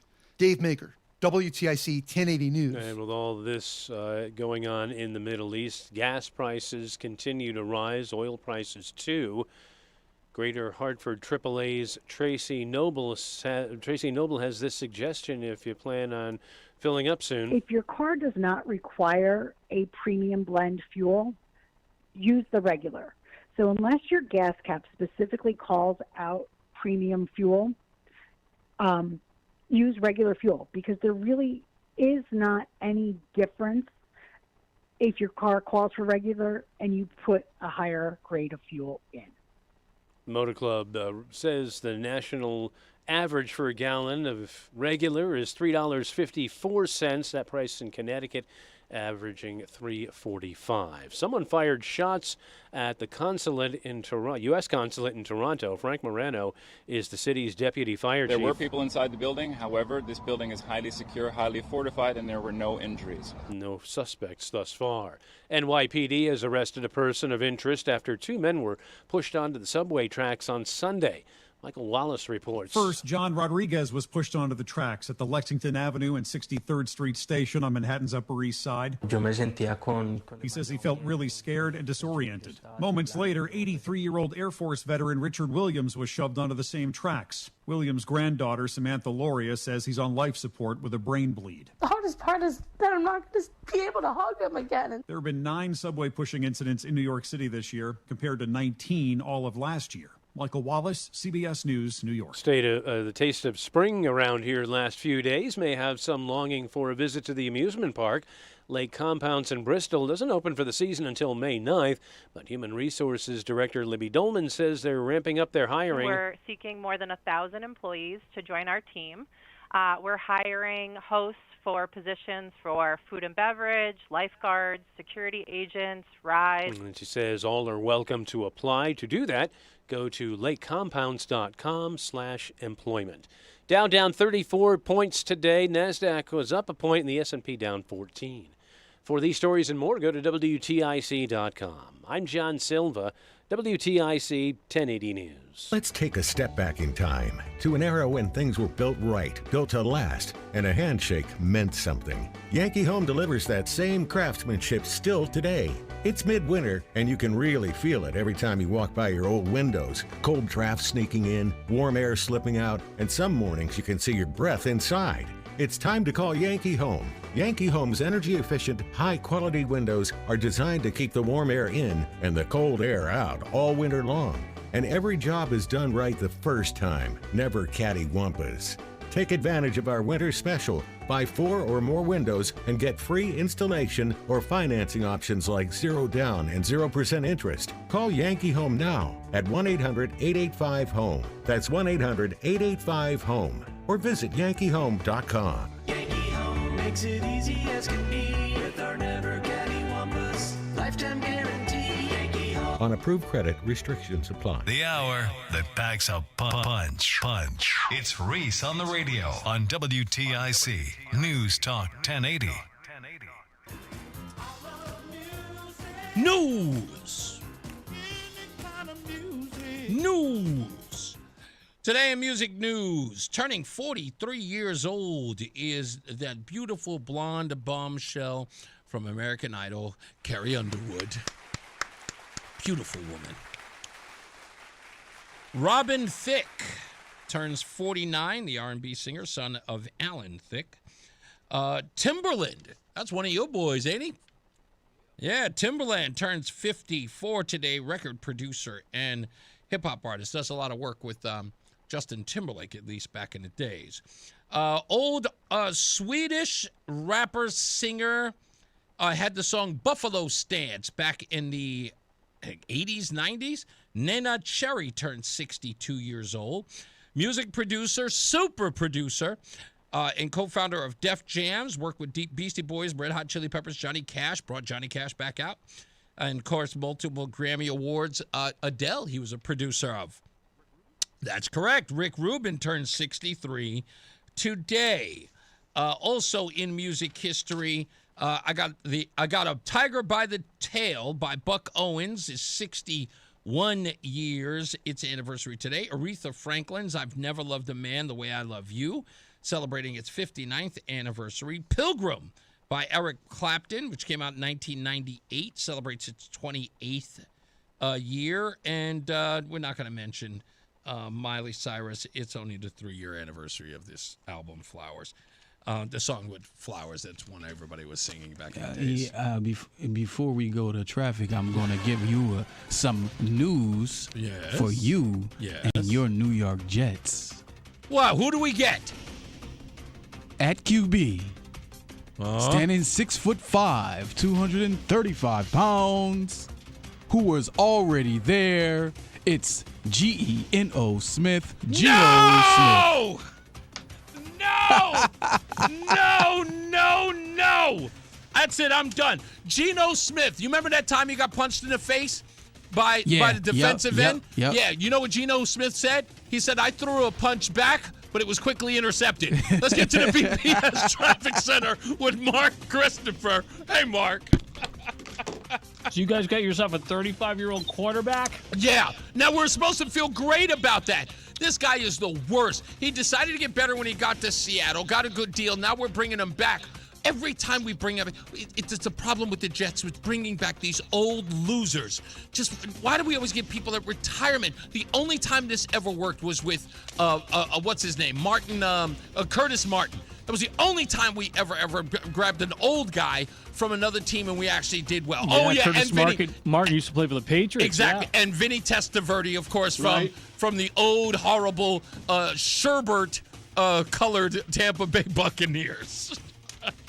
That was it. That's it. Everybody we've ever had has been garbage. This doesn't sound like a good move to rebuild your team. Absolutely not. That's my whole point. What's the point? I'll put it to this way. You know what? I would rather we do like the Raiders do. Let's get everybody who just got out of prison.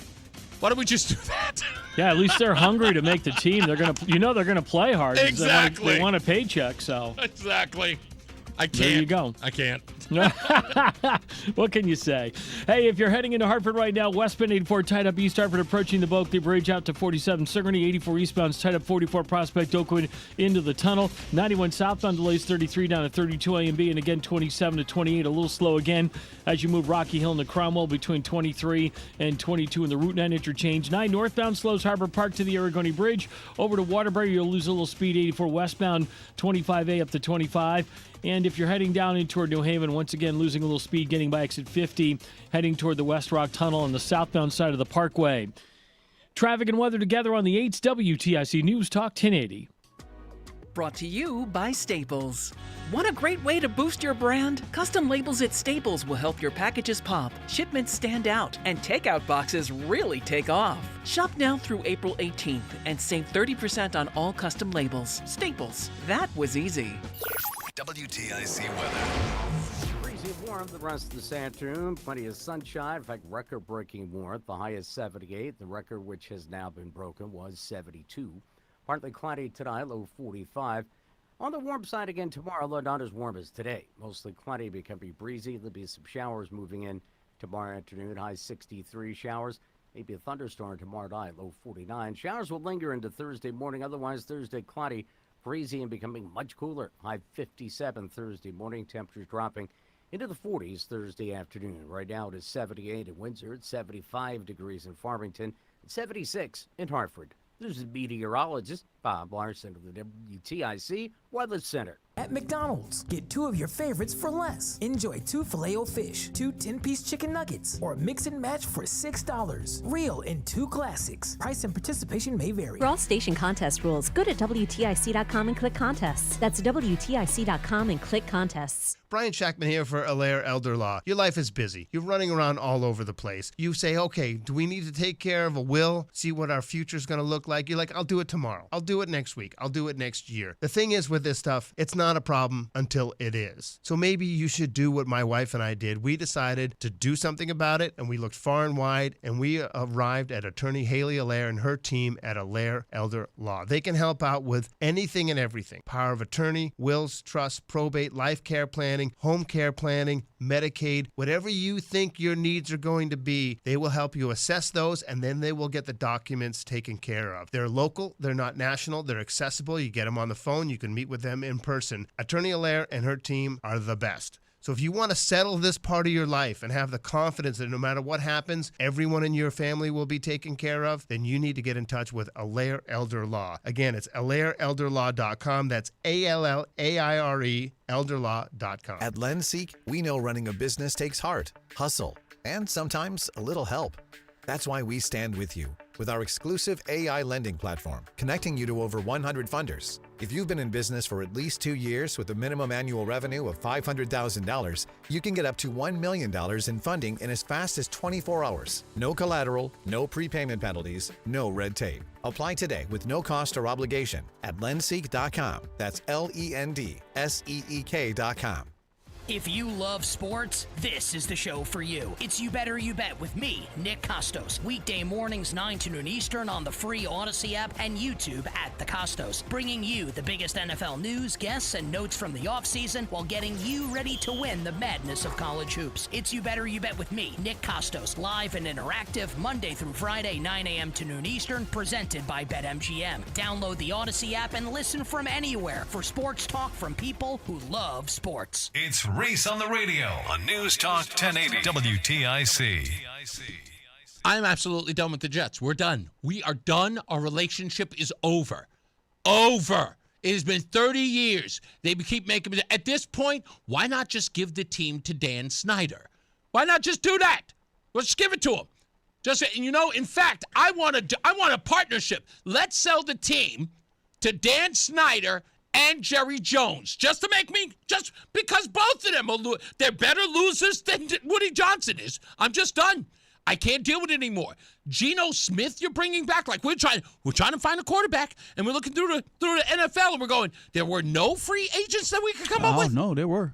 Oh, I know. That's my question. That's like none, nobody, huh? We could have had Tua Tagovailoa, whatever his name is, from Miami. We could have had him. He was kind of a bust. Yeah, you but don't he want played him, in though. Alabama. I know we don't want him. He's straight garbage. Anyway, but the point is that he's better than Geno. He's better than Geno. Watch Geno come back this first year and take you to the playoffs. He's going to do it. I know he's going to do it. This is just the way that my luck works here. That's the way it works. The minute that I decide that I'm not watching any game, all of a sudden people will be texting me to go, hey, they won a game again. Hey, they're 4-0. Yeah, exactly. They're 8-0. And then, of course, I'll start watching, and then, you know what? Geno Smith will go, hey, I heard Reese is watching the game again. Interception! It'll happen. It always happens. 9-8. They started 8-0, finished 9-8. Exactly. They'll back their way into the playoffs, and they'll look really, really good. You know, they'll probably win with defense, right? And then all of a sudden they'll get to maybe they'll go to the AFC Championship game. And butt fumble. Yeah, exactly. Do you know what I really believe? I got to tell you what I really believe. In my heart of hearts. And a friend of mine said this to me, and I completely laughed it off, but I'm there now. I really believe this. I think Joe Namath has jinxed us. I think Joe Namath said they'll never win a Super Bowl as long as I'm alive. I really do. I think Joe Namath, I do believe he is the stench that is on that team. He has. He did everything. If it weren't for Joe Namath, we would not have an NFL. I mean, let's be serious. We were supposed to be the laughingstock. And here we are. We're the laughingstock again. I mean, when the Jets are so bad that, you know. Maybe they have a contract under the table behind the scenes with the NFL that says you have to be the team that's trash every year, no matter what, and we're going to give you an extra $50 million a year to do it. Probably. Yeah, John Beckman says burn those sneakers. I may have to. You know what I mean? Seriously, I'm telling you, when you are watching this team, the Jets, and you almost say to yourself, boy, I think the Browns are going to do well this year. Yeah, I believe so. I know you do. Because I've watched both of them play at times, and I'm just going, the Jets can't beat the Browns. Nope. They can't beat the Browns at all. And it's frustrating. It is. That Browns defense is amazing. All they have to do is get the offense to match, and they're on. And they're the Browns. Yeah. You know? Even the Jaguars were, and they were busted for years. The Jaguars were straight garbaggio. And even they went to the playoffs this year. They had a damn good season. That Trevor Lawrence kid, I knew he'd come around. I don't like the whole hair thing. Well, I knew he was going to make it after we smacked him in the national championship after he won 29 straight games in a row in college, and he happened to meet Joe Burrow and these LSU Tigers, and we smacked them up. Yeah, your Joe Burrow's going through a little bit of a situation. He just can't stay healthy. He's just always nicked. He's made of glass. Yeah. It's crazy. He never got hurt his whole college career. I know. And all of a sudden he gets to the NFL and literally he's breaking like a toothpick. It's every day. God, the poor guy even got robbed on the field. Oh, yeah. That is true. He did get robbed. He got robbed. It was like he's playing a game just hey, where's Joe Burrow? Monday Night Football. All right, let's get his house. Yeah, exactly. Oh, I'm just done with them. I'm just done. I'm done with the Jets. I think I don't want to take another team. I want to. Who's your second team? Quietly, Seattle. Oh, really? Yeah, I never told anybody, but it's not. Y'all won a Super Bowl, so you can't really. Yeah, I know, but you know what? I just couldn't take them because I felt horrible. I thought people would look at me and go, "Yeah, because Sam Darnold went there." I'm like, no, I really did like the Legion of Boom. Oh yeah. I really did like that team. Everybody on that team, was fire. Was kind of fun to watch, you know. Yeah, they was trying to knock your head off. Oh, they were just fun. And everything about them, Pete Carroll and what that team was doing, just had an energy that and I'm not going to lie. All they had to do. It's just run the ball. Is give it to the beast. Marshawn Lynch. Give it to beast mode. Yeah. And you would have win back-to-back championships. Exactly. And Pete Carroll, you wouldn't be so sad and out of the league right now. Yeah. He'd be Hall of Famer first ballot. First ballot. But the whole thing about that, let me just say this is the thing that bothered me about that.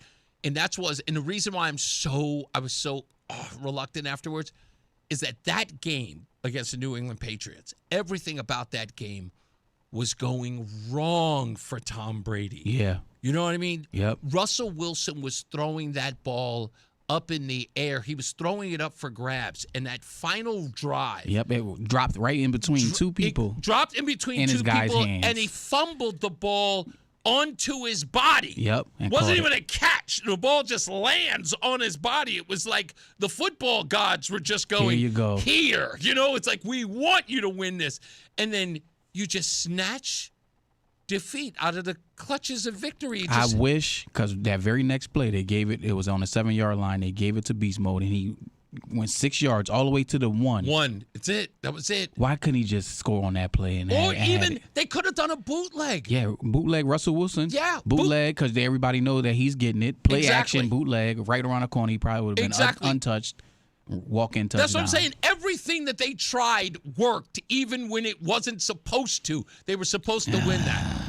Still bothering me. Yeah. I know. It bothers you too. And you were that was every even time your team. every time I see Marshawn Lynch on like a podcast or something, I just put my head down like, dang, they really screwed you.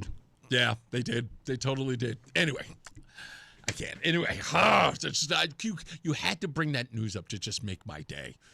Just had to do it. I want to play this because I've talked about this before. His name is what's his name? Hakeem Jeffries. You guys know him. I know you do. And Hakeem Jeffries has said that the Democrats are refusing to sign any legislation to fund DHS if they don't keep the ICE agents out of schools, places of worship, or polling places. So I've got an idea. And I think I'm going to do this. And it is not illegal. Okay? It is not. I checked. I looked up every law, and it is not illegal. Since Halloween is right around that time, I am going to dress up as an ICE agent on Election Day. And it's legal. I don't have to. They just said and it's legal as long as you are not impersonating. In essence, I am not trying to enforce laws on anyone. I can dress up legally as an ICE agent. I can't pull anybody over. I can dress up. It is legal for me to dress up. I'm just saying. I just think it's right. I think I should do it. I just think so. Why not? If they're all that, what are they so worried about at polling places? They think that's intimidation. Intimidating who? People should be, they should be incensed if they can legally vote, and they should show up even angry. It's like, you're not going to intimidate me. I'm going to perform my civic duty. ICE agents shouldn't bother them. And why do they believe ICE agents are going to be there? Who gave the impression that they were? I believe it's straw man. I think that they're saying it. And then everybody will believe, why doesn't Donald Trump commit to not putting ICE agents at polling places? He never said he was going to. Well, why doesn't he say so? Because he never said so. That's what I believe all of that's about. I think it's nonsense. But that's what Hakeem Jeffries is saying. That's what, a lot of Democrats are saying. That ICE agents are going to be at polling places. Not that I believe that Department of Homeland Security is not going to be able to thwart any threats that are happening. I think they're going to be able to do their job. There are some people, or probably non-essential, who are out of work or who aren't getting a paycheck. But I think they're going to keep the country safe. But, I would just, if the Democrats want to hold out, just hold out. But what I would do is I'd double down on it. I would say to the Democrats at this point, if they ask, I'm just me, I would do it. I would just say, you know what, Democrats? Don't fund DHS. That's fine. Don't fund them. But we are definitely going to have ICE agents at the polling places. We're definitely going to do it. Yeah. We'll have one car sitting at every polling place. Just one. With a big, giant ICE sign right there. parked right there. That's all. If they're not going to pass the SAVE Act, it doesn't look like Thune is going to allow that vote, says he doesn't have the votes, fine. If I were Donald Trump, I would do an executive order and then make them challenge me in court. I'd do that as well. Because you know that's going to happen. And you make them make their case. Make them make the case that women will not be able to vote because they're married, or women will not be able to vote because of their birth certificate versus their ID. Make them make that case. Who would be there to vote besides registering voters? I couldn't agree more. I think all of it is nonsense. I think that deep down they know that illegals vote. Deep down they know that certain jurisdictions will allow illegals to vote, people who cannot prove their ID. If Connecticut says that you can vote with using your credit or debit card, that's not a good thing. That isn't. I'll just say an executive order. I know that the FBI has Maricopa County's voting records.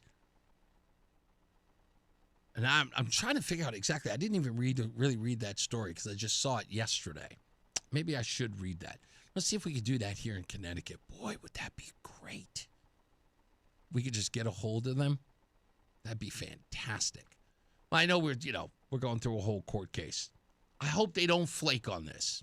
I'm hoping that the Department of Justice doesn't flake on this. I hope they fight this rigorously. I want Connecticut in the spotlight on this. I want to see it. I want to see William Tong on national television arguing. I want to see him on all the network shows. Trying to save democracy and the illegal vote.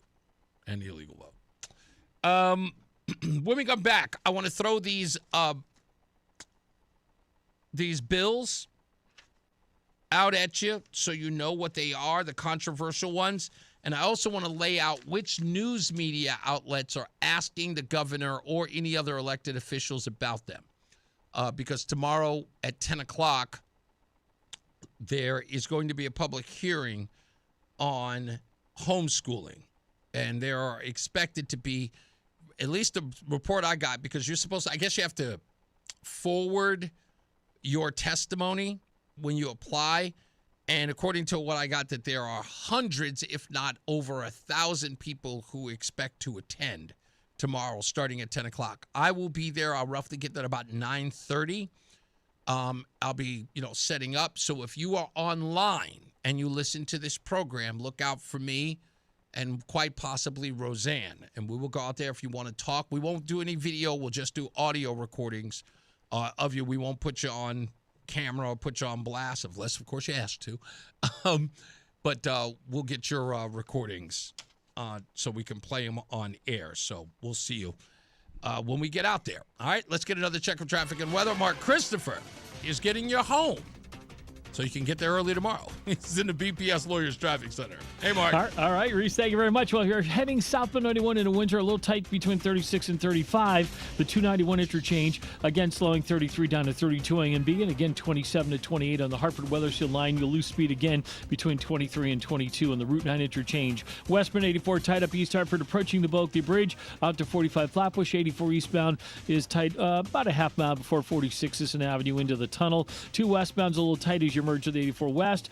Heading into Middletown, both sides of 9, heavy approach in the Aragoni. 84 eastbound in Cheshire, sluggish from 26 down to the 691 interchange. Westbound 84 slowing 26 to 25 in Waterbury, and again at the Mixmaster. If you are traveling southbound on the Parkway, slowing getting by 50 into the West Rock Tunnel in Hamden, and southbound 95 New Haven slows 46 to 44 in New Haven. Traffic and weather together on the 8th WTIC News Talk 1080. WTIC weather. Today's record high temperature 72 from 2016 has already been broken, and unseasonably warm weather will stay with us a while longer. Sunny to partly cloudy the rest of today with record warmth. High temperature 78. Again, breaking the record of 72. Partly cloudy tonight, low 45. Tomorrow not as warm as today. Mostly cloudy, becoming breezy in the afternoon with a few showers at high 63. Clouds and a couple of showers tomorrow night. Maybe a rumble of thunder, low 49. Thursday, a couple of showers in the morning. Otherwise cloudy, breezy, and becoming chillier. High 57 Thursday morning. Temperatures falling into and through the 40s Thursday afternoon. Clearing and colder Thursday night with the wind diminishing, dropping to low at 27. And cool weather on Friday. Sunshine followed by increasing clouds, breezy in the afternoon with a high of 47. As we start the weekend Saturday, partly sunny with a chilly wind and a high again of 47. I'm meteorologist Bob Larson of the WTIC Weather Center. And now, a WTIC news update. It's 5:30. Good afternoon. I'm John Silva, WTIC 1080 News. 75 degrees, sunny skies in Hartford. As many as 150 American troops have reportedly been wounded since the conflict in Iran began 11 days ago. Caroline Leavitt was asked to comment during her press briefing at the White House today. I can't confirm the exact number. I know it's within that ballpark, but I would defer you to the Pentagon for a specific number of wounded or injured thus far. Body was found amid the rubble of a home in Bloomfield that exploded and caught fire in town on Monday. Reports came in after 6 p.m. on Banbury Lane. The name of the victim has not yet been released, and there's still no word on what caused that explosion and fire. Police in New Haven say a man was stabbed at a city bus stop Monday. Officers say the incident occurred a little after 5 p.m. Chapel and Temple. They say the 32-year-old victim from Pennsylvania had a history with the assailant. The victim was stabbed several times with a kitchen knife, and the search for that suspect is ongoing. Man is dead following a shooting Monday night in Hartford. About 9:45, police got the call to a home, 15 Allen Street. That's where they found the victim, 42-year-old Christopher Shannon of that address. He later died at an area hospital. Special election taking place in Georgia today. 17 candidates vying for the seat once held by Republican Marjorie Taylor Greene. Of course, she had a falling out with President Trump and resigned her seat back in January. And a Florida woman is expected to appear in court after police say she fired shots at Rihanna's L.A. home while people were inside. Prosecutors say they were reviewing the case as the suspect prepares for her arraignment. They say 35-year-old Yvette Lisette Ortiz on Sunday afternoon opened fire. They recovered a weapon. There were 10 people inside the home during the shooting, but no one was injured. On Wall Street, the Dow finished down 34 points today. The Nasdaq gained a point and the S&P gave back 14. I'm John Silva, WTIC 1080 News. Sex, intimacy, love. These three things are critical to a good relationship. That's the problem with erectile dysfunction. It often destroys sexual enjoyment and intimacy. It stresses the love between partners, often to the breaking point. This is Dale for Northeast Men's Health, and if you're suffering with ED, you likely know exactly what I'm talking about. But I also want you to know that ED doesn't have to impact your relationship anymore. At Northeast Men's Health, we're ED experts with our focus on men's sexual health. We've treated tens of thousands of men and have treatments that are effective in well over 90% of cases. I promise you, if you're like most guys, you can get your sex life back, perhaps even performing like you haven't in years. So if ED is affecting you, it's time to get back to better sex, better intimacy, and deeper love. Call us. Just $99 gets you blood work, a medical consult, and if medically advised, a test dose. And if that test dose doesn't work in the office, your visit is free. Call 800-930-5956 or visit northeastmenshealth.com. We have 6 offices across the Northeast to serve you. Northeast Men's Health, a Promenic restorative health practice. Attention. Have you racked up $10,000 or more in credit card debt? Are you barely getting by making minimum payments? With credit card debt reaching all-time highs, National Debt Relief is notifying consumers about significant debt relief options currently being made available to help those with overwhelming credit card debt. These options may reduce a large portion of credit card debt for those who qualify. You don't need to declare bankruptcy or take out a consolidation loan, and you may only have to pay back a fraction of what you owe, even if you have bad credit. National Debt Relief has already reduced the credit card debt for more than 550,000 consumers, so don't wait. If you owe $10,000, $20,000, or even $100,000 in credit card debt, you can now take advantage of this financial debt relief as the cost of living continues to skyrocket. To check what debt reduction you may qualify for, call 800-358-6868.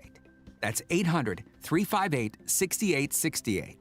Again, 800-358-6868. The Odyssey app lets you jump back to the moments you missed from WTIC News Talk 1080. Download the free Odyssey app, search WTIC News Talk 1080, and tap earlier today to get started. Give it up for my homeboy Tim in Hamden, who's checking out the show. He took a break for a long time.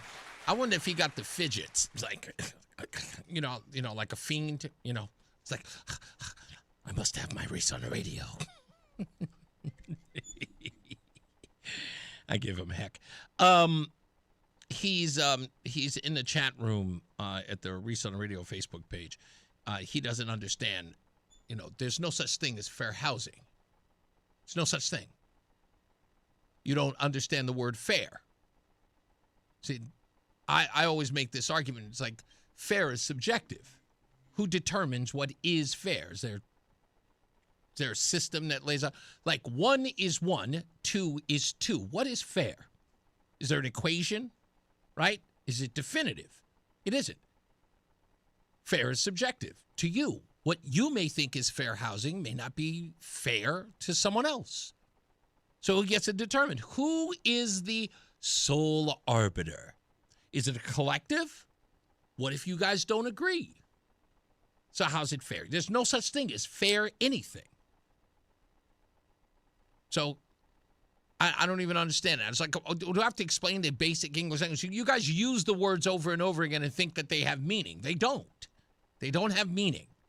Not in the housing, right? What if, let's say, someone gets housing in a fantastic neighborhood, but because of demand, someone gets one in a horrible neighborhood? Is that fair? Who gets to determine that? What if the person who's in the bad neighborhood says, hey, that guy got to live in a real cushy neighborhood. I got to live here? That's not fair. Well, you both have housing, right? You both have a roof over your head. You both have 2 bedrooms. You both have a kitchen. Yeah, but I don't think this place is like his place.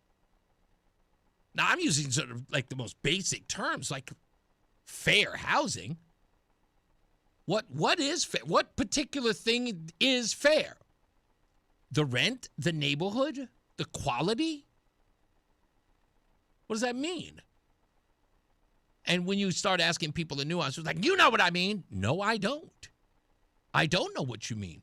You used a general term. So be specific.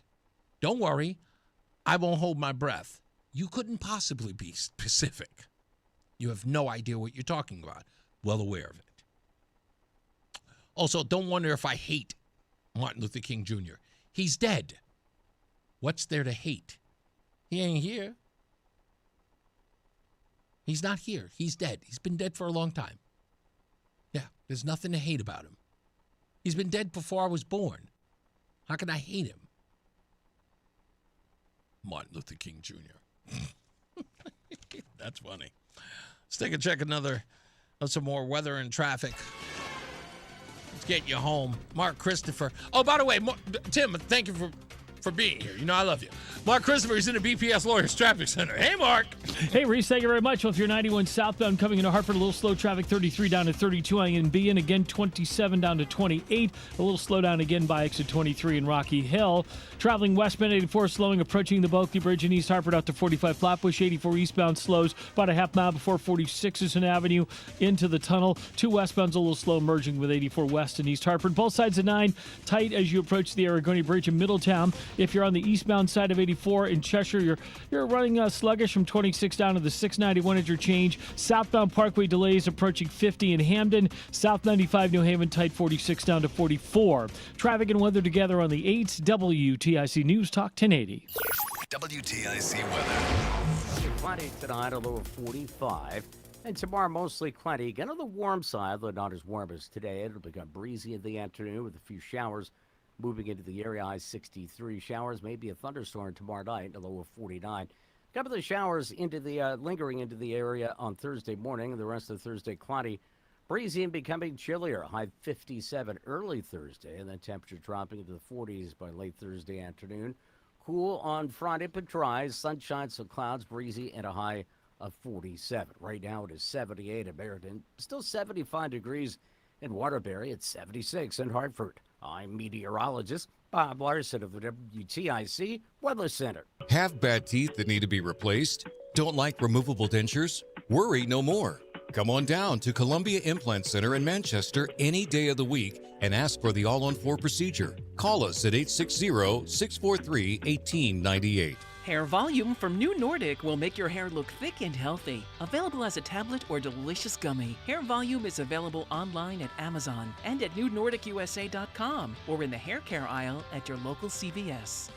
Wesley Financial Group is not a law firm. Hi, I'm Chuck McDowell, the timeshare cancellation guy and founder of Wesley Financial Group, and I want to set the record straight. I am not an attorney. I've never wanted to be an attorney, and the truth is I really don't even like attorneys. If I sound like an attorney or if I look like an attorney, I'll apologize. But what I've learned in my 15 years in the timeshare cancellation business is you don't need to be an attorney to get folks out of their timeshare. At Wesley, we've helped over 40,000 families cancel their timeshare without me being an attorney.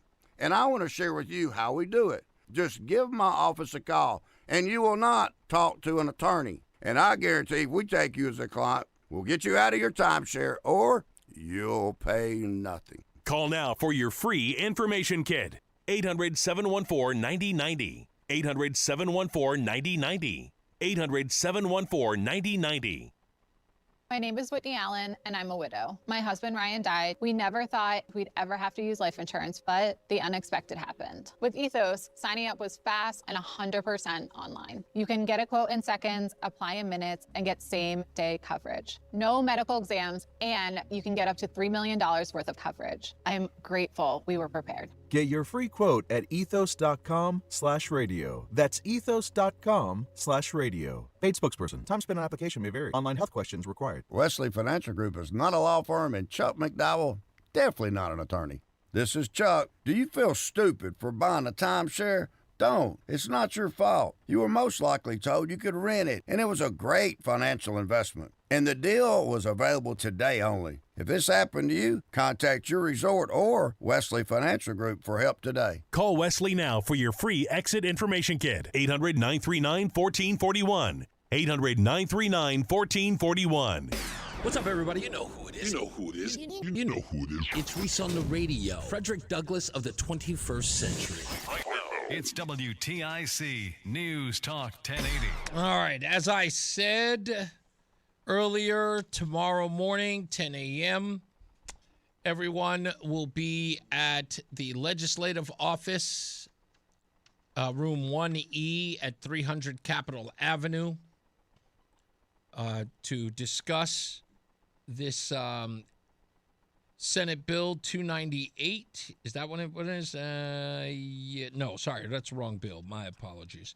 It is House Bill 5468 they're going to be there for, which introduces the requirements like annual portfolios for school boards, registration for withdrawals from public school, and DCF notifications in certain cases.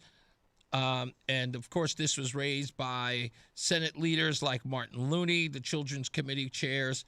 And I went to go look up, has anybody in the media actually talked to Ned Lamont about this? And many of you may even ask, it was like, why? Why would they even ask Ned Lamont? Well, here's why. Because according to this, Ned Lamont had actually proposed something like this. His administration revised similar proposals to remove strict mandates. So we would love to know what he thinks about his party writing this new legislation. It would make sense. Of course, there's House Bill 5043. It's another bill that many people are concerned about. Tightening gun controls by banning easily convertible handguns. They say those modified to automatic fire. Controversy over the Second Amendment rights, with Republicans and gun advocates opposing an unnecessary law. Supporters frame it as public safety and rising conversions. Lamont was eager to talk about that proposed bill. Right? So he held a press conference on it. But then we get to 5044. And this was grant authority to set vaccine standards for children and adults based on the CDC recommendations. It's linked to broader parental rights debates, with opponents fearing mandates or loss of exemptions, like religious exemptions. Part of the hearings are with limited testimony, drawing Republican criticism as an attack on freedoms. Of course it is.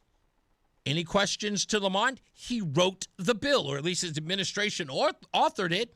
Why not talk to him about it? Well, no media reports of Lamont specifically being asked beyond its introduction as a bill.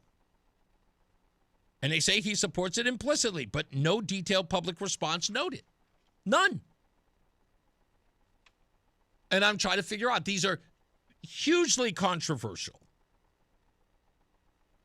Senate Bill 323, the act concerning prohibitions on employment of relatives.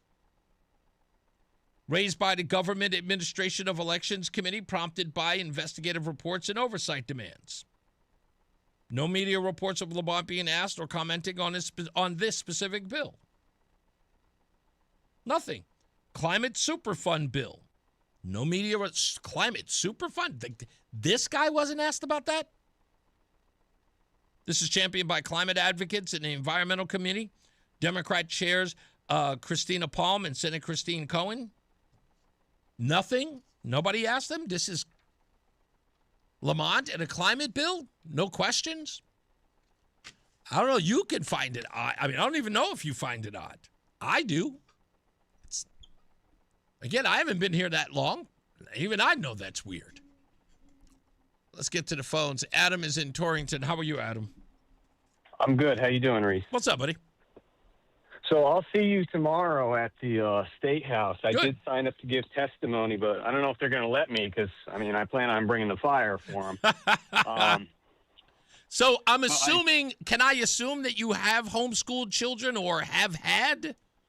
Yes, got a whole bunch of them. Okay. Wow. How many?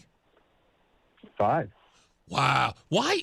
Forgive me. I'm only because I've seen this a lot. Every time I ask this question and families do homeschool, they've got a litter. I mean, that's a lot of kids. Is it how do I put it? Is it something that you are accustomed to in your own family? Like, did you grow up with a lot of siblings? Not a particularly large family, but I mean, that's just what we value. We value family first, and that's why we choose homeschooling over the disaster that is public education in Connecticut. So. Yeah, I know you. All my kids can read, so. Did you hear what I was talking about earlier about, you know, the values that you have are considered a threat? I mean, do you feel that way, that your values being taught to your children is a threat to the status quo in the public school education system? Oh, yes, for sure. Talk to me a little bit about that, or at least the way that you see it. So we're a threat because we're not following the woke programming that they want to institute into children. And we're actually making productive members of society. And our kids won't be dependent on the state. Like all these kids that are graduating these public schools with a subpar education, they're going to be dependent on the system. Whereas our children are going to be the movers and the shakers, and because they actually have a good education, a good upbringing. And they're afraid of that. They don't want a strong citizenry that can resist them. Wow. That's a very, very powerful statement, even for children. What do you hope?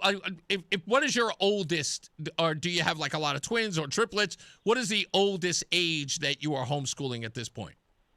A teenager. A teenager? Okay. Yeah.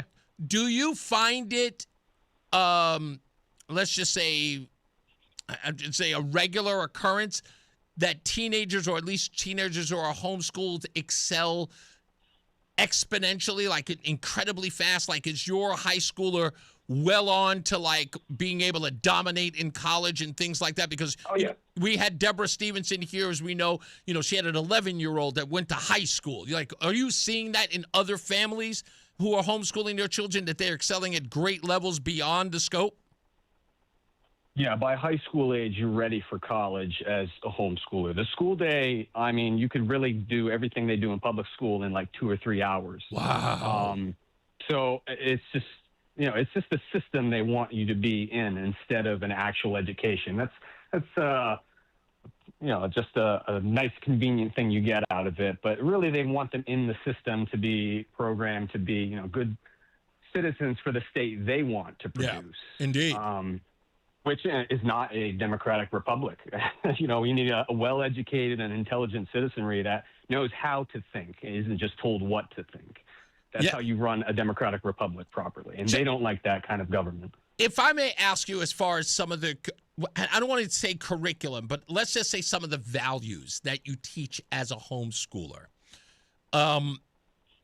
Do you, because the biggest complaint that parents always have in the public school system is that they teach to the test. We get all that all the time, that kids are not retaining the things that they're learning. And this is the reason why they go out in the world and they don't have that sort of whatever they learned at school to fall back on when they're in the real world, right? Like some kids are going, what am I going to learn algebra for? And because I'm not going to use it in the real world. How do you get your children to retain the things that they learn? Because I believe that's the most important part in order for them to use it in the outside world. You can tailor the education to what the child's, where their strengths are, to what interests them, where they're going to excel. And nobody knows better than the parents where those strengths are, because we live with these kids. Yeah. So. And it's not because you know the children so well. Your relationship with them is not just teacher. Well, everything about your relationship with your children is teacher-student kind of deal. But because you know their personality, their characteristics, and you understand where their weaknesses are, where their strengths are, and they're learning sort of how that, measures up, because no two children are the same no matter what situation they're living, even under the same roof. They all have their own approach because kids are so interested in not being like their siblings. You know what I mean? It's like either they want to be just like their bigger brother or sister, or they want to be completely different from them. So you have to sort of cater to that. Oh, yeah. I was the youngest. I gave my parents a run for their money, so I get that. Yeah. Before you go, just to ask you, how did the decision come to you to homeschool your children? Were you introduced to it by someone else, or did you just always know? Well, I was homeschooled myself. Oh, I know. Okay, so the obvious and answer. So were my siblings. Siblings were too. But it was the vaccinations they were going to force that really pushed us. That was the final nail in the coffin. Really? We want to have our medical freedom. So we can do it better. When you look at everything to the body of work the public schools have, we can just do it better. So why are we even getting a subpar education? And now they're going to force us to make these medical decisions? No, thank you, state of Connecticut. No. Yeah, and it's what it is, and I can see it even listening or feel it even listening to you. It's like that is the sort of overbearing of the state that you can know, especially if you're raised a certain way. You can see that kind of ominous creeping into your daily lives that the government can do. And you think that it's sort of, they do it on the dependent populace. But then when it comes to you, if you're an independent person, you've always worked hard, you sort of afforded yourself a particular lifestyle, when they creep into your life, it is very evident. Other people, they would never notice it. They just go, that's the way the world is. But when you are a truly independent person or citizenry, you can really tell when the government is reaching into your livelihood. Yes. Yeah, we're old New Englanders here. We don't want to be bothered. We want to be left alone. Yeah. Adam, thank you so much, man. I appreciate you sharing your story with us, man, and good luck tomorrow. We'll see you there. If I don't see you, point me out, man, and make sure that I recognize you, okay? I'll seek you out. I'll find you. All right, you got it. Thanks, Adam. And good luck tomorrow. Good luck. Yes, sir. You got it.